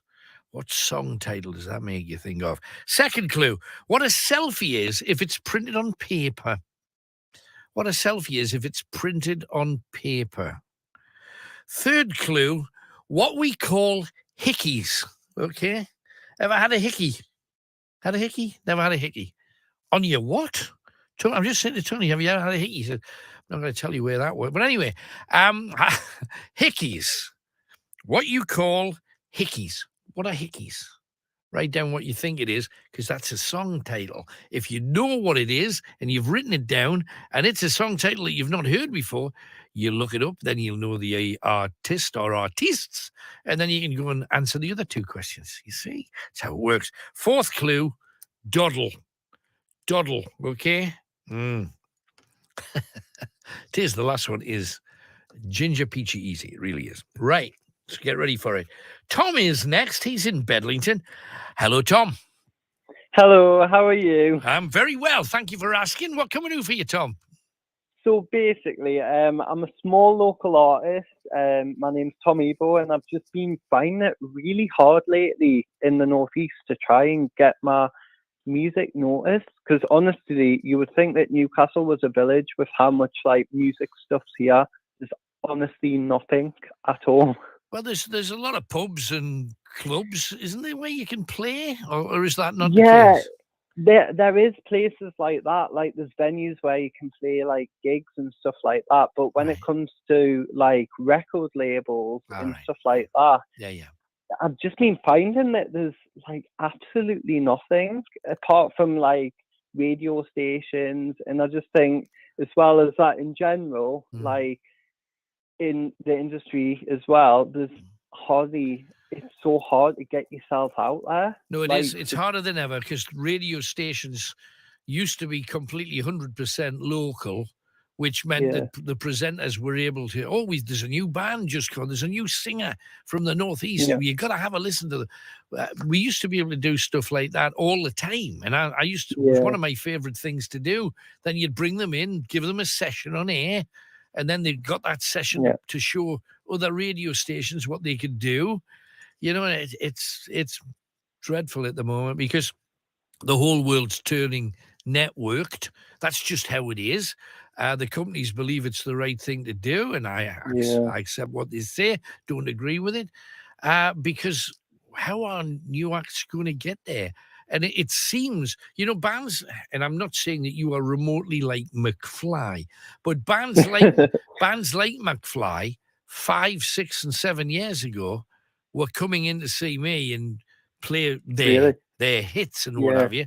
And they were saying, we don't want to deal with record labels anymore. We're going to create our own site. We're going to put out our own music. And to be honest, nowadays, I think that's the way to do it. You release it on your own, but then you've got to work 24/7, pushing it, getting it on social media. It's not easy, but it's a different world because you've also got to remember that if you go back 20 years, the people making records, the vinyl, they used to get paid for that. And people used to buy records by the hundreds of thousands to create hits. Ever since you could download them, you can always get people's music for free. So it's how the hell do you make money in this day and age in the entertainment business? It's really tough.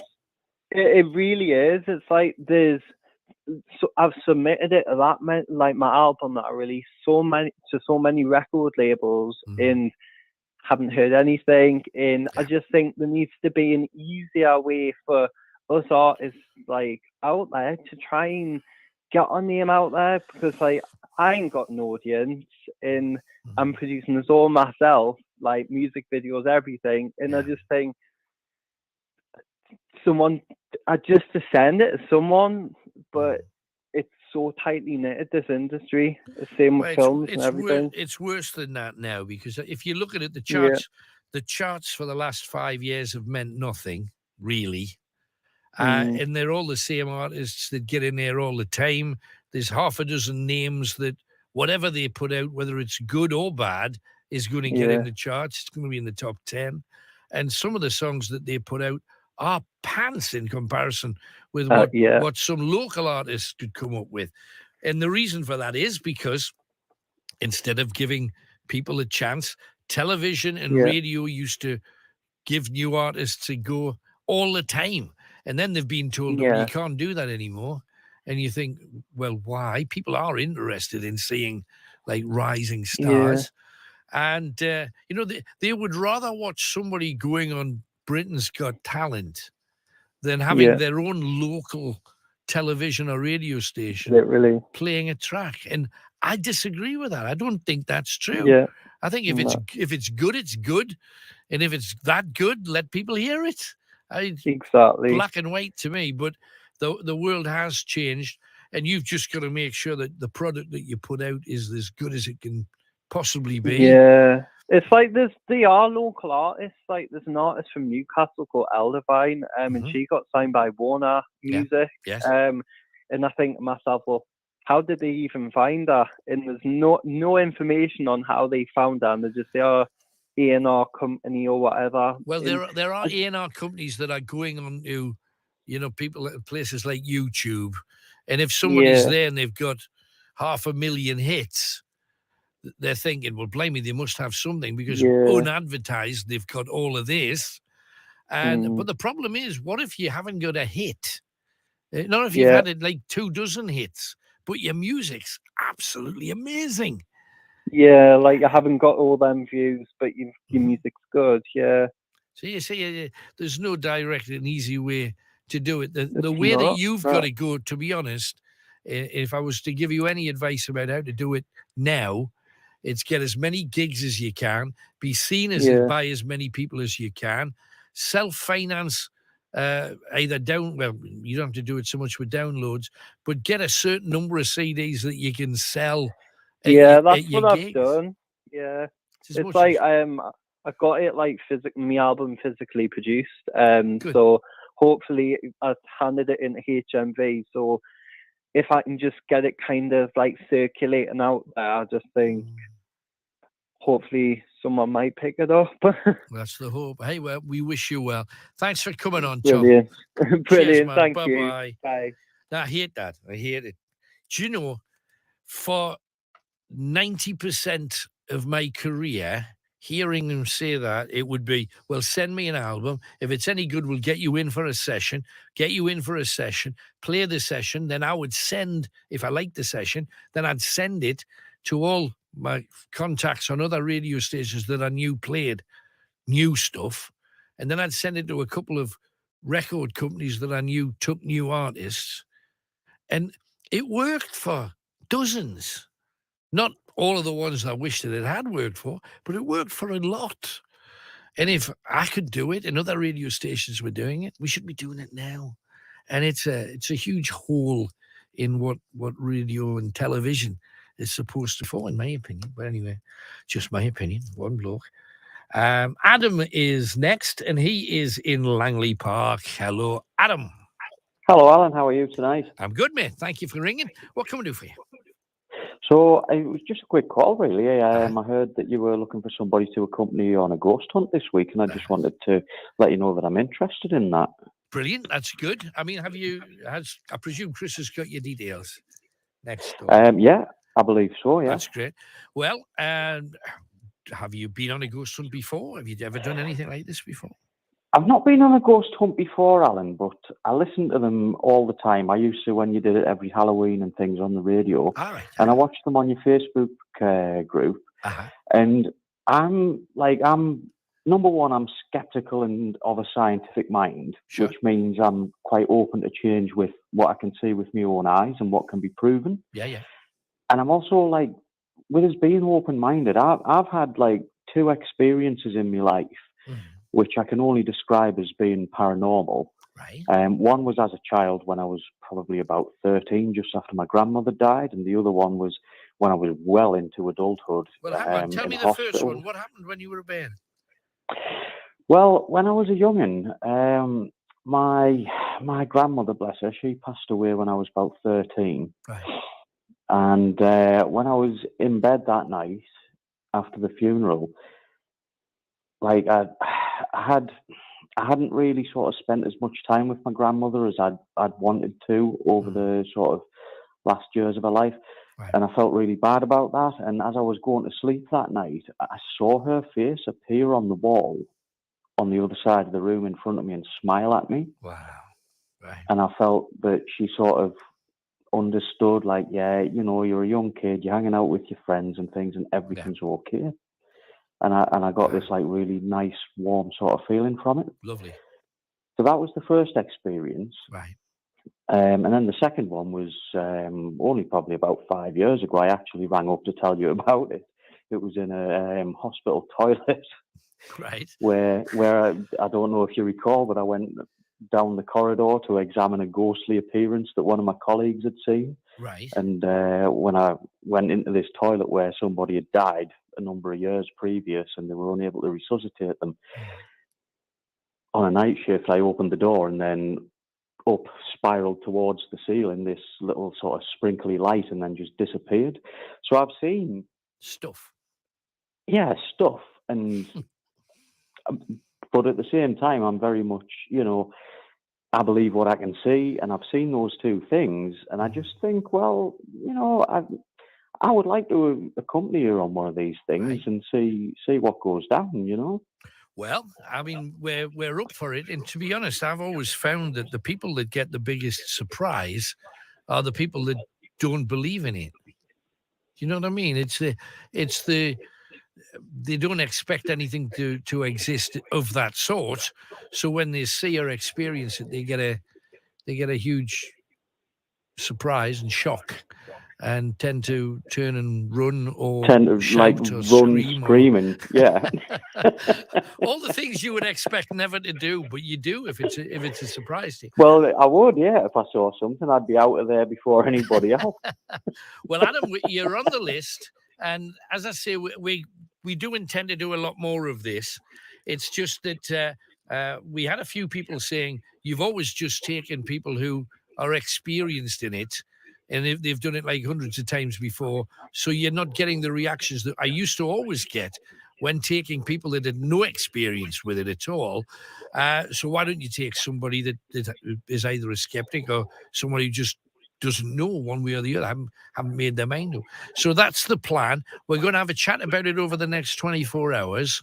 So you may well be getting a call. But thank you for coming on, Adam. Appreciate you coming on and telling us your reasons why it is important. So thank you. Very welcome. Thanks for having me. Cheers, man. Bye-bye. He sounds a definite prospect. Solid lad. 0191 488 3188. Easter's been on.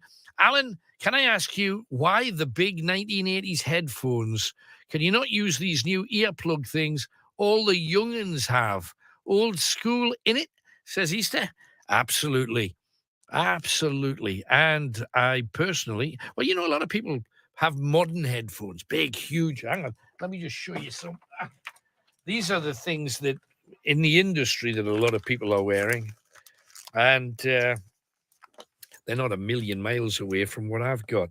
The idea is if you're doing a talk show, you need to hear, it's not just the words, you need to hear subtle changes and inclination and what have you. I believe so. So I've got a pair of old cans, and they are 80s, yeah, possibly even late 70s, and they're beautiful and they have a gorgeous sound. And if you put them on, they're a bit more processed and chunky, and they've got a little bit of because of the way that the sound is processed in the radio station, they frankly don't sound as good as these. And I've tried half a dozen different sets of cans over the years, and I go back to the guys that do me the best.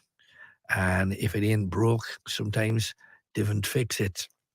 Anyway, we also have James saying, the first single I bought was the theme to the movie E.T. The second was Paul Young's Love of the Common People, Loving Tonight Show. Thank you very much, James. And my first record was What Made Milwaukee Famous by Rod Stewart. Not even one of his biggest or best, but there you go. What was I thinking of? However, my daughter loves him. My first album was Rumours, which is still my best album ever. It is pretty good. Right, let's move on now. We're 5-6 minutes away from fourth clue. However, Slug's with us in Middlesbrough. Hiya, Slug. Now then, it's been a while again. It has. Welcome back. What you got for me then? Right. You mentioned something there about first records. Yeah. And I know your stance on this because even though the guy's not popular, it's what I bought when I was a kid. Right. And it was Rolf Harris, Two Little Boys. Yeah. Sorry. In retrospect, could, on knowing now what we know now, could he possibly have named a number one hit any worse than... And Rolf Harris had Two Little Boys. Oh, my goodness. In the chart. Yeah. No, that's... Yeah. But it was a huge song at the time, and I bet you knew all the words. Oh, I loved it at the time, yeah. Yeah, it was brilliant, yeah. Right, next subject. So you had this thing about... I only caught a bit of it, but someone was hearing a voice over the TV. Yes. Yeah, well, that's easy. Part of the reason I got stuck with the name Slug was because it became a CB handle. Right. So, and I was on CBs for quite a long time. I went on and did my radio am certificate, even though I never really bothered using it. Right. Got my call sign and that. So, yeah, basically it's just radio frequency entering the cable to the TV. But why would it be to do with? You see, I understand that that's possible because I remember my dad when he worked for the gas board. I had 2 stereo speakers in my bedroom, and when my dad would get on his car radio just at the top of the street, he would say, "All right, Billy, I'm coming in now, son." And I'd hear him say that, and he was on the radio. So I occasionally got a taxi, and sometimes I'd even picked up like air traffic control or the police, or it was something like that. So I know that it's possible, but in their case, it was the phrase that was being repeated over and over and over again. And it was the phrase that the grandfather had written on a piece of red tape in the house after he died. So the two things together make it a bit juicier than what you just got me thinking with my devious little mind that I mean, my mother's, fair enough, she's 92, she knows she's not long for this world. Right. And I was thinking of getting some recordings and doing a trick like that. You mean you're counting but Nana, will you hurry up? I've got this great idea. That's not very Oh good. yeah, I'm working on. Well, you know, one of the greatest prank I pulled, right? When I was a kid, my big brother, right, and I'm a kid, and there's a big age difference between us, and he's over my shoulder, right, and there's me eating me beans and fish fingers and chips. And he comes over, gives us a cuddle, says, "Oh, have you seen that over there?" And then when I turn back, there's a fish finger gone. So, and he's always been a practical joker, right? I remember in a hotel we used to do these trips to Blackpool, and of course he had a screwdriver and he changed all the door numbers of the room numbers. It caused absolute mayhem. So this is what I've So, and this is a true story, and I dare say you'll be able to look it up. His first wife sadly died, so he got over that, and he's getting married again, and he wants this biker wedding, right? So he rolls up at the biker wedding with their lass on the back. I'm the best man, dressed as Mr. Blobby.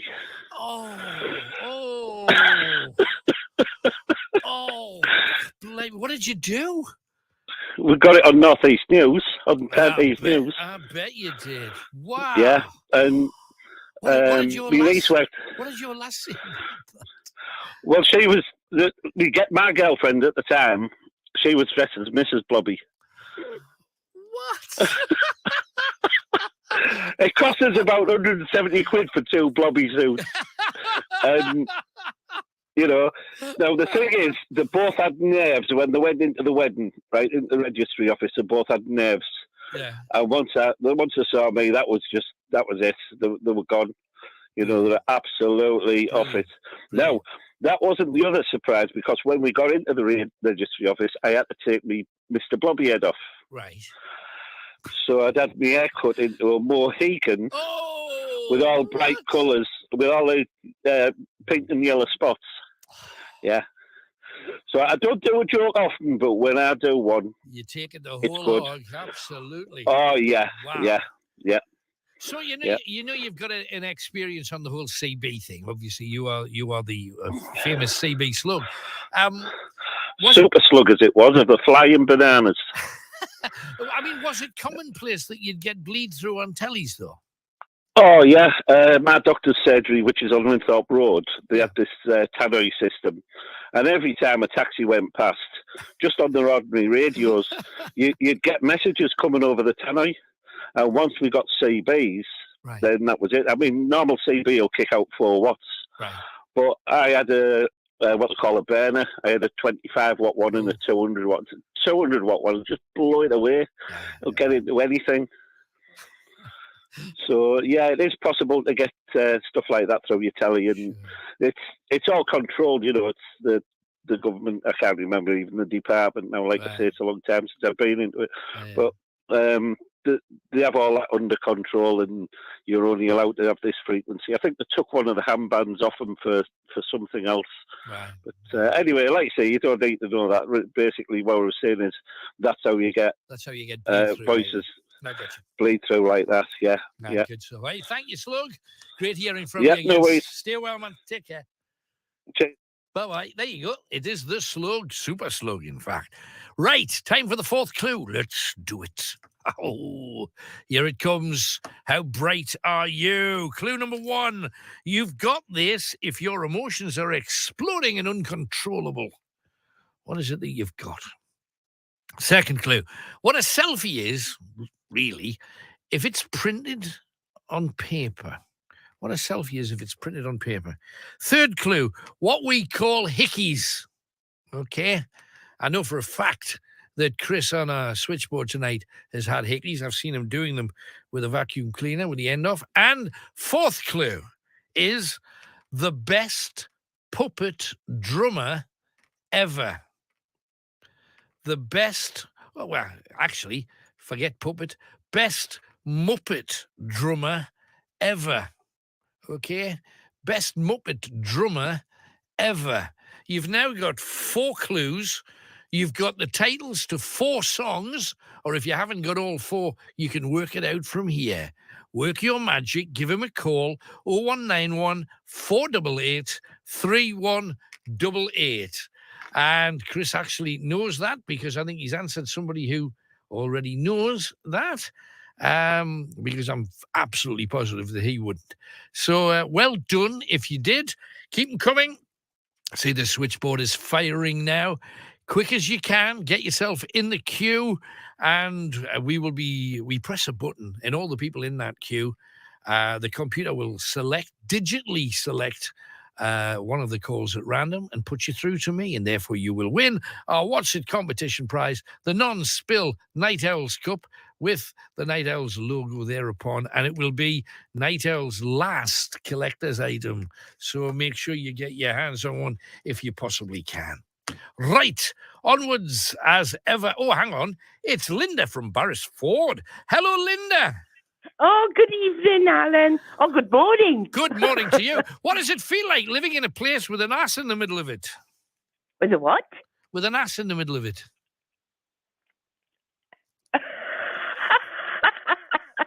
Barrisford. There you go, absolutely. I thought that was embarrassford. No, that's embarrassing if you've got an ass in it, that's for sure. How are you, Linda? You all right? Not bad. That's Not bad good. at That's all. good. What you been up to then? Well, I'm busy looking after my mum, like Norma. Right, good. She'll be in bed by now, though. Oh, she's in bed, yeah. But that's good. what was it? She gets up every now and then, and I'm going to have to watch her. Yeah, that comes with the territory of age. My I'm mum not used to just on do day that. shift, I'm on night shift as well. Yeah, I know. My mum used to do that. And as soon as you heard the thump, thump, thump, you were, oh, hang on. I Yeah. hope I can get there before she gets to the stairs, kind of thing. You know, scary, isn't Well, it? obviously, at least I live in a bungalow anyway, you know. Right. And she can use the stick to get to the toilet and back again or whatever, you know. Right, good. That's I've got a hospital bed in the living room and a reclining chair for her. That's good. Great. So she's sorted there, you know. That's good. And the chair help her be able to get up as well, because that's, That's how they right. were. Yeah. Yeah. That's good. But you were talking about is it the first record you bought or something? Is Yeah, it? what was yours? Was it a German one or was it a Welsh one? Or which way did you go then? It was T-Rex. Oh, what Get a it choice. on. Get Bang a Gong. Fantastic. That was a great song. From Electric Warrior, one of the great T-Rex albums. Fabulous. Loved it. Yeah. Yeah, very good. And then I think I bought, after that, I bought Sparks. This house ain't big enough for the both of us. Da da da da. How did it be? Who's called on Eve? Bum, bum, bum, bum, bum, There you bum, see, we bum, know bum, it. We bum, know bum, this bum, tune. bum. The only thing I didn't fully understand was the ricocheting gunfire. And I understand what they're meaning. This town ain't big enough for the world. Fine. I just didn't really. It didn't need the bullets flying, in my opinion. And Sparks were really underrated. Some of their other songs were absolutely tremendous, and I don't think they got the credit they deserved. Sparks, they were a good band. No. Good band. But I used to love the way that was it the drummer that had the moustache, a black moustache. Yeah, it's Ron and Russell Mail, and I think that was Russell Mail. And he was a keyboard so player. weird, didn't he? He did have a funny look about it. It's the only person I've ever known that's kind of got away with a Hitler tash. Because let's face it, it's a hard sell, a Hitler tash, you know, to get away with in light of what happened at the time. But he was the keyboard player for them. He did all the keyboards for them. Yeah. Oh, there's a keyboard, was it? Yeah. I couldn't remember. That's all right. It's such a long time ago. Yeah, now. it was a while now. That's Yeah. it. So you got anything nice lined up for yourself? Because you've got to do something for you from time to time too, you know. I know that, but what was it? I was thinking of going down to Wales, maybe. Great. In April. Anywhere in particular? Down to my brother's. All right. Okay. Where's he? He lives in near Swansea, Pontardawe. All right. Lovely. Yeah. Right. So I've spent a couple of days at his house. That's pretty good. You're going to need a break at some point. So. And then my other brother, he'd be looking after my mother then for a couple of days. Yeah, that's fair. Come on, got to share. Got to share the burden because it's an awful lot to ask of anybody, and you've got. But I'm doing all right, and you know, what was it? I mean, my mum's a bit demanding, but as they get older, they get like that, don't they? 100%. I think that, somebody said to me when I was probably about, middle 20s, and they said, hey, he's an older gentleman as well. He says, hey, the weird thing is, the older I get, the more I become like I was as a child. And my wife now needs to be looked after and cleaned and tidied, and all the stuff you would do for a child, he was having to do for his beloved. And that's how it works, and it's sad, but that seems to be the way that life goes, and it's. But I want to make her life as comfortable as possible. Well, you're doing that though. That's what you're doing. So you deserve credit for that and she is grateful. I mean, what was it? She knows that she can be a pain in the backside sometimes. I think we all can, in fairness, though, Linda. Well, yeah, that's right. Yeah, for sure.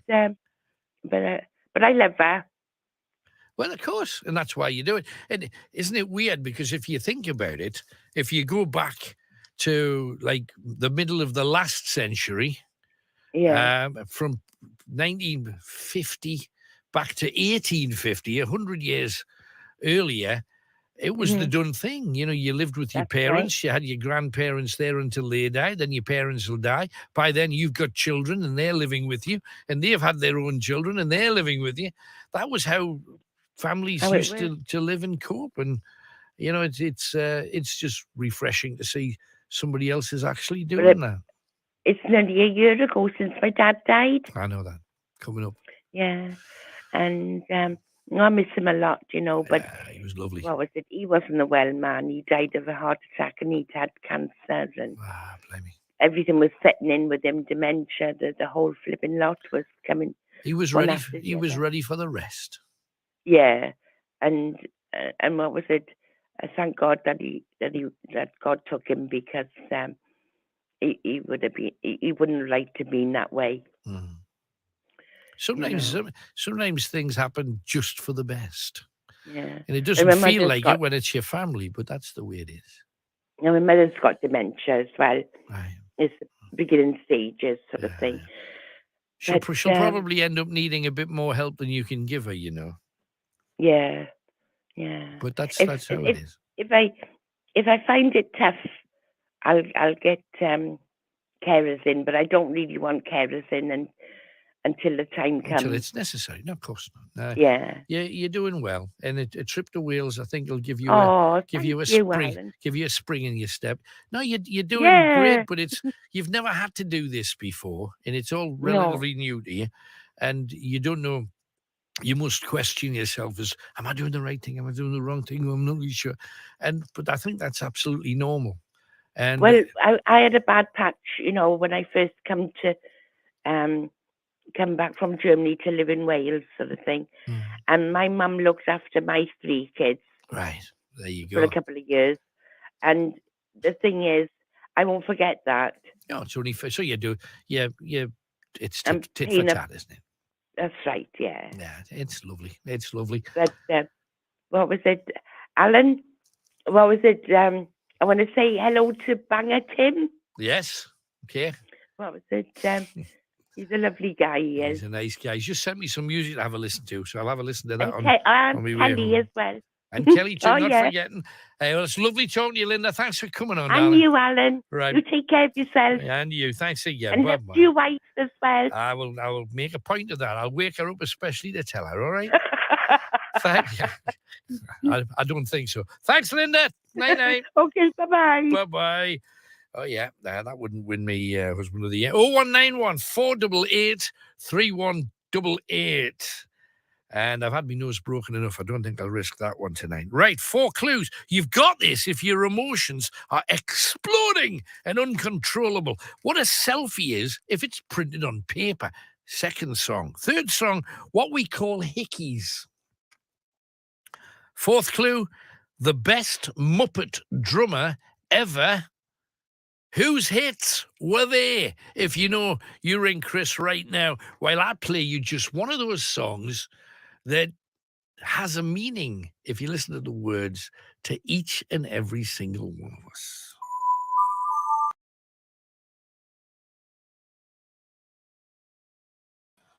It's following us, isn't it? Hang on, was that stick on there? Could it have fallen from a tree? Possibly. No, That's- that's moved, isn't it? That's a different one. That's God, over there. That one, Me. right. I'm thinking, what the? And that's What's going on here? That's a wooden-shaped couch. Chaise long. That is so weird. That's brilliant. Chaise long. But at Gallows Hill, Cuthbert Nicholson, this witch finder, who 6 months after he burnt Alice Carr to death, believed to be here, he was found out to be a liar and a trickster, and they ended up hanging him because he lied about 99% of the women that he'd ended up killing. Right. But at Gallows Hill, he killed 6. There was 15 people living at Gallows Hill at the time. He killed 6 of them, claiming 20 shillings each. And their only crime was they didn't go to church. Not ridiculous. They don't go to church, they're obviously a witch. It's so cold here, my God. It's odd because there's not like a breeze, and then all of a sudden, just for a brief second, You get it cold. Yeah. You get like an icy something going past you. Oh, there's stuff in here, isn't it? You can just feel it, can't you? Yeah, there's stuff in here. I've never been here before ever, but it's chilling. It really is chilling. So many stories. And also, I remember, oh, blimey, probably 10 years ago, they found huge paw prints in the ground here. And they said the Bolam Bigfoot, they called it. And it was a practical joke that somebody had set up. Right. And yet, little did they know that in the 12 and 1300s, this was where people came looking for the Raggy Man. Right. And out of all we've got a Durgar to look for, which is a Norse killer dwarf that tempts you to your doom. Right. We've got Alice Carr's spirit, the witch. Oh, it's a plank.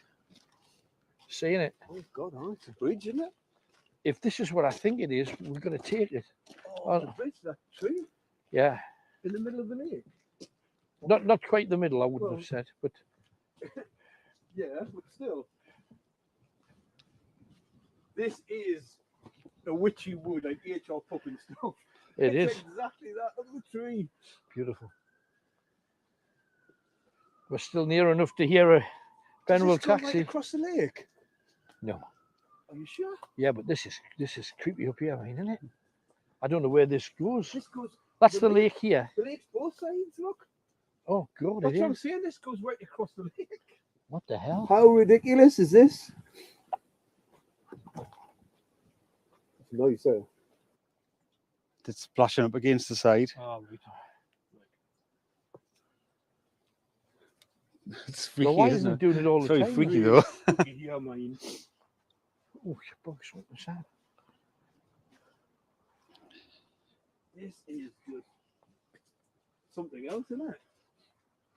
Hope the tide doesn't come in. Don't say that, Tony. You can't on a lake. It's a lake. It's a lake. Don't say that. You never know, mine. No. Knowing how I look today. This is the weirdest thing I've ever seen. Do you know this is? I've never seen anything this. Like Is very cool, isn't it? Can you imagine a Halloween thing here? Like, you know, walking through here and getting. Look at this, though. I mean, jeepers. Look at this. Amazing, that, I think.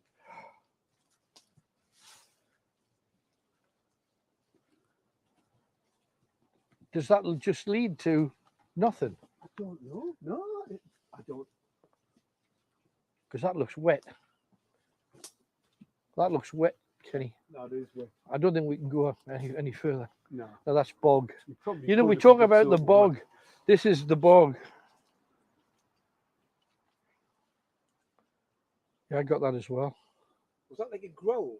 Yeah, just from over there. Yeah, that's kind of the lake. Tony? The lake's just there. The water's just coming in there. But this is what it used to be like back in the day. This is why people didn't come here. And if you were trying to escape the law, you hid in the bog. That sounds like a joke, but you would come to the bog because if somebody was riding a horse, they'd ride into that and they'd not be able to get out. That was a dog. That was a dog bark. I didn't hear a dog bark. It was like, oh. There's all kinds of noises here. And that's just water there, I'm guessing. Yeah, that's mucky water. Yeah. Kind of green, isn't it? I think that's ridiculous. Let's, can you go first because you got your thingy camera on? Oh yeah, I'll go first, all right. So if anything happens, I'm there. I'm the one. Ooh. Yeah, it's getting clanggy a bit. Look at that.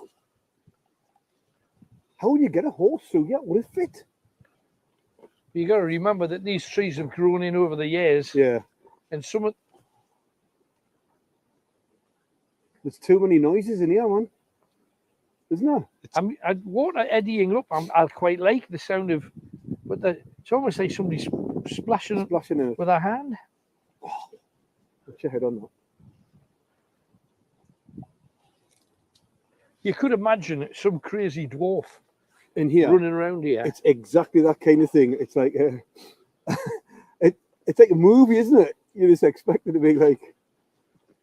So as I say, the words Norse, Duga is Norse for a dwarf. It's very Lord of the Rings, like, isn't it? Absolutely is. You can just imagine. And what they say Gandalf. apparently about it is that this guy would appear at the water's edge, and he would say to people, come in, and young men and young girls would get into the water and start swimming, and they'd never be seen again. I'm not surprised. They'd be pulled under.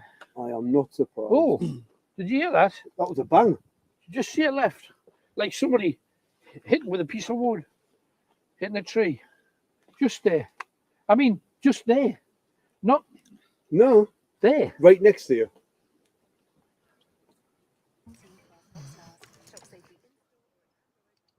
This is definitely a Night Owls with Alan Robson. You never know who's going to call next. Now, don't forget, if you know the answer to our competition, you should be calling right now. Your last chance. You got literally 10, 12 minutes to get on. 0191 488 3188. Let's get as many of you on air as possible. Mark's next. He's in Gateshead. Hi, Mark. Hi, Alan. Hello, mate. What can we do for you tonight? Yeah, I'm not going to talk about hedgehogs or anything. Okay. Ghosts. Yeah, what about them? Right. Yeah, I'm not convinced about ghosts. Right. And I've been listening to the show, and you're inviting people to come and get convinced about ghosts.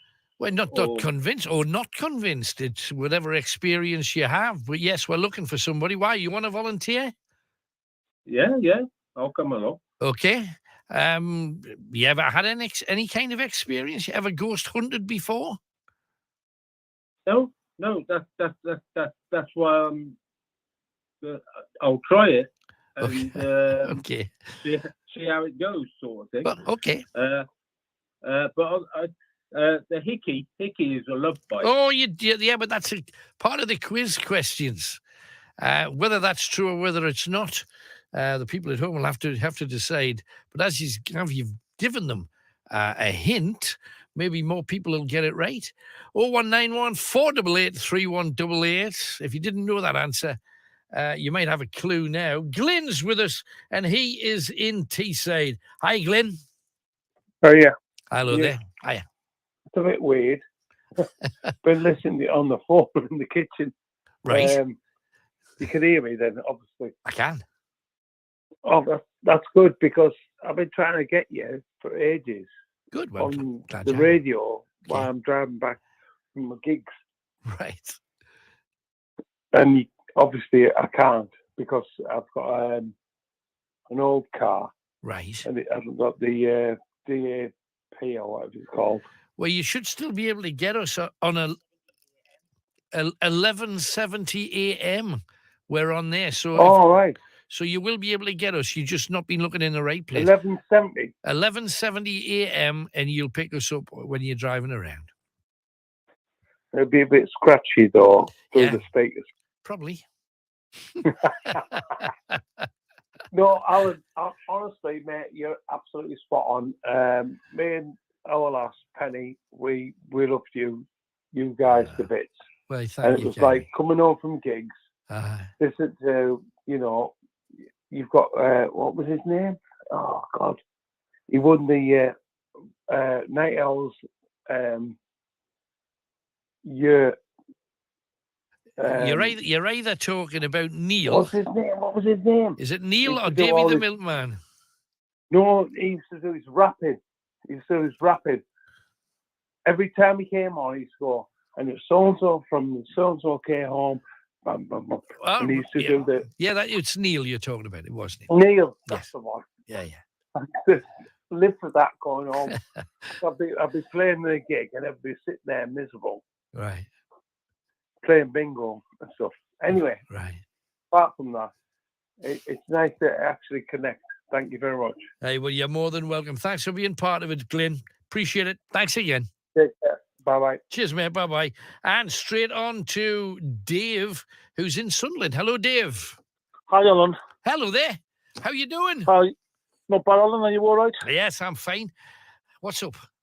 I've been getting some more DVDs, Alan. Oh, have you? Like what? I've been getting series 3 of Cobra Kai. Right, I've been getting a TV series called The Master with Lee Van Cleef in it. Oh, never heard of that. It's like another karate one, so I've All been right, getting that. Right. And I've got about 3 versions of the Bounty, Mutiny on the Bounty and stuff like that. You got 3 versions. One of them will be, let me see if I can name. The oldest one is Marlon Brando.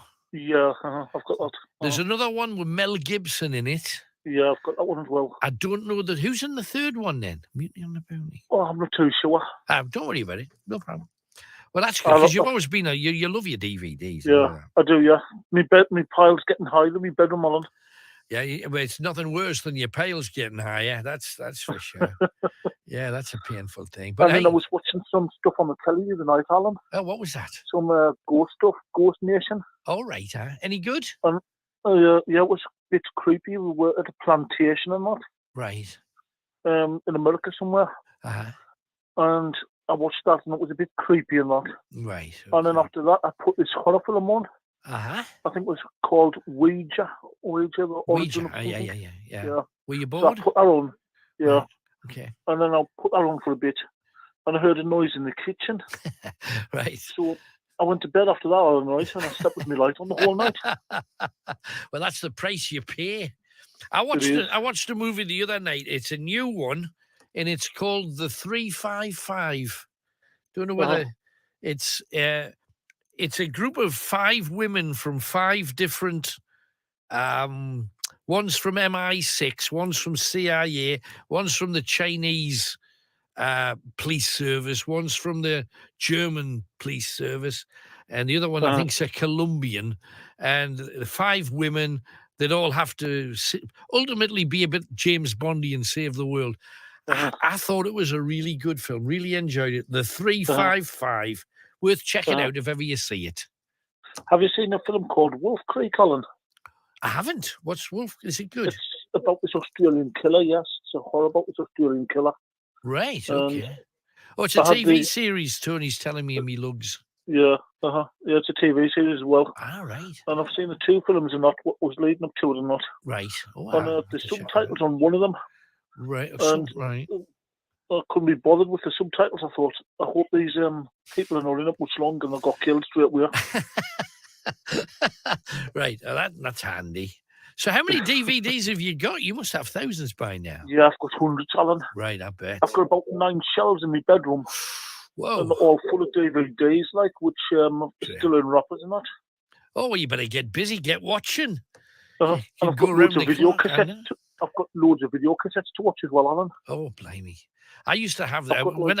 When I moved house, I left them all in the attic. So whoever bought the house, I don't know whether they've been up there yet, but if and when they go, they're in for a bit of a surprise. I love stuff what's dead, like dead technology.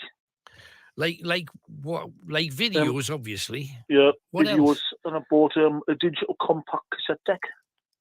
A digital compact cassette deck. Right, and have you got? Yeah, I've got some cassettes that were quite pricey, like. No, I bet, because cassettes are out again. I know. I was talking to a couple of artists, and they were saying, I think it was Ringo Starr said that cassettes are coming out, and he's selling more cassettes than vinyl. And you're thinking, hell's teeth, is this 1975 or something? It's bizarre, isn't it? But it's good. As long as you enjoy it, that's the main thing. So what you got lined up for this week then, Dave? Anything good? I'm just going to go to the town a few times, have a coffee in the town and stuff like that, and have a meal out. And probably look for a DVD or 2. Yeah. So where do you go now? Because a lot of the HMVs are shut. I still go to the one in Sunderland. Right. And I've been shopping on Amazon a long way more, Alan. Right. Yeah, that's where you'll get them. Yeah, I love shopping on Amazon. But I mean, nowadays there's a lot of second-hand shops and stuff that'll sell DVDs really cheap for coppers, really. So you're probably in your element going to those kind of places. And then I've noticed when I shop on Amazon, I shop on eBay as well. Right. I've been buying a few off Music Magpie and stuff like that. All right, that's cool. Hey, no, well, just enjoy. Anything else then, Dave? Can I mention one more thing, Alan? You can. There's a film I bought. I quite like that film as well. What's that? It's called Mannequin. Mannequin. Mannequin. Oh yeah, Yeah. it's got the music "Never Gonna Stop Me Now" in it. Yeah, that's it. Oh, that's yeah, I love it. that's an old 80s movie, but it's a good Uh-huh. one. I Hey, bought anyway, that. must move on, Dave, but thank you Cheers, for Alan. calling. See you, Alan. All the best. Bye-bye. No, he's having a good time with his DVDs, and why not? Right, now is the moment for you to ring in and hopefully get our questions right. You've got 4 clues. I have 1 song to cover the fact that you're calling in, but mind you, it's a cracker.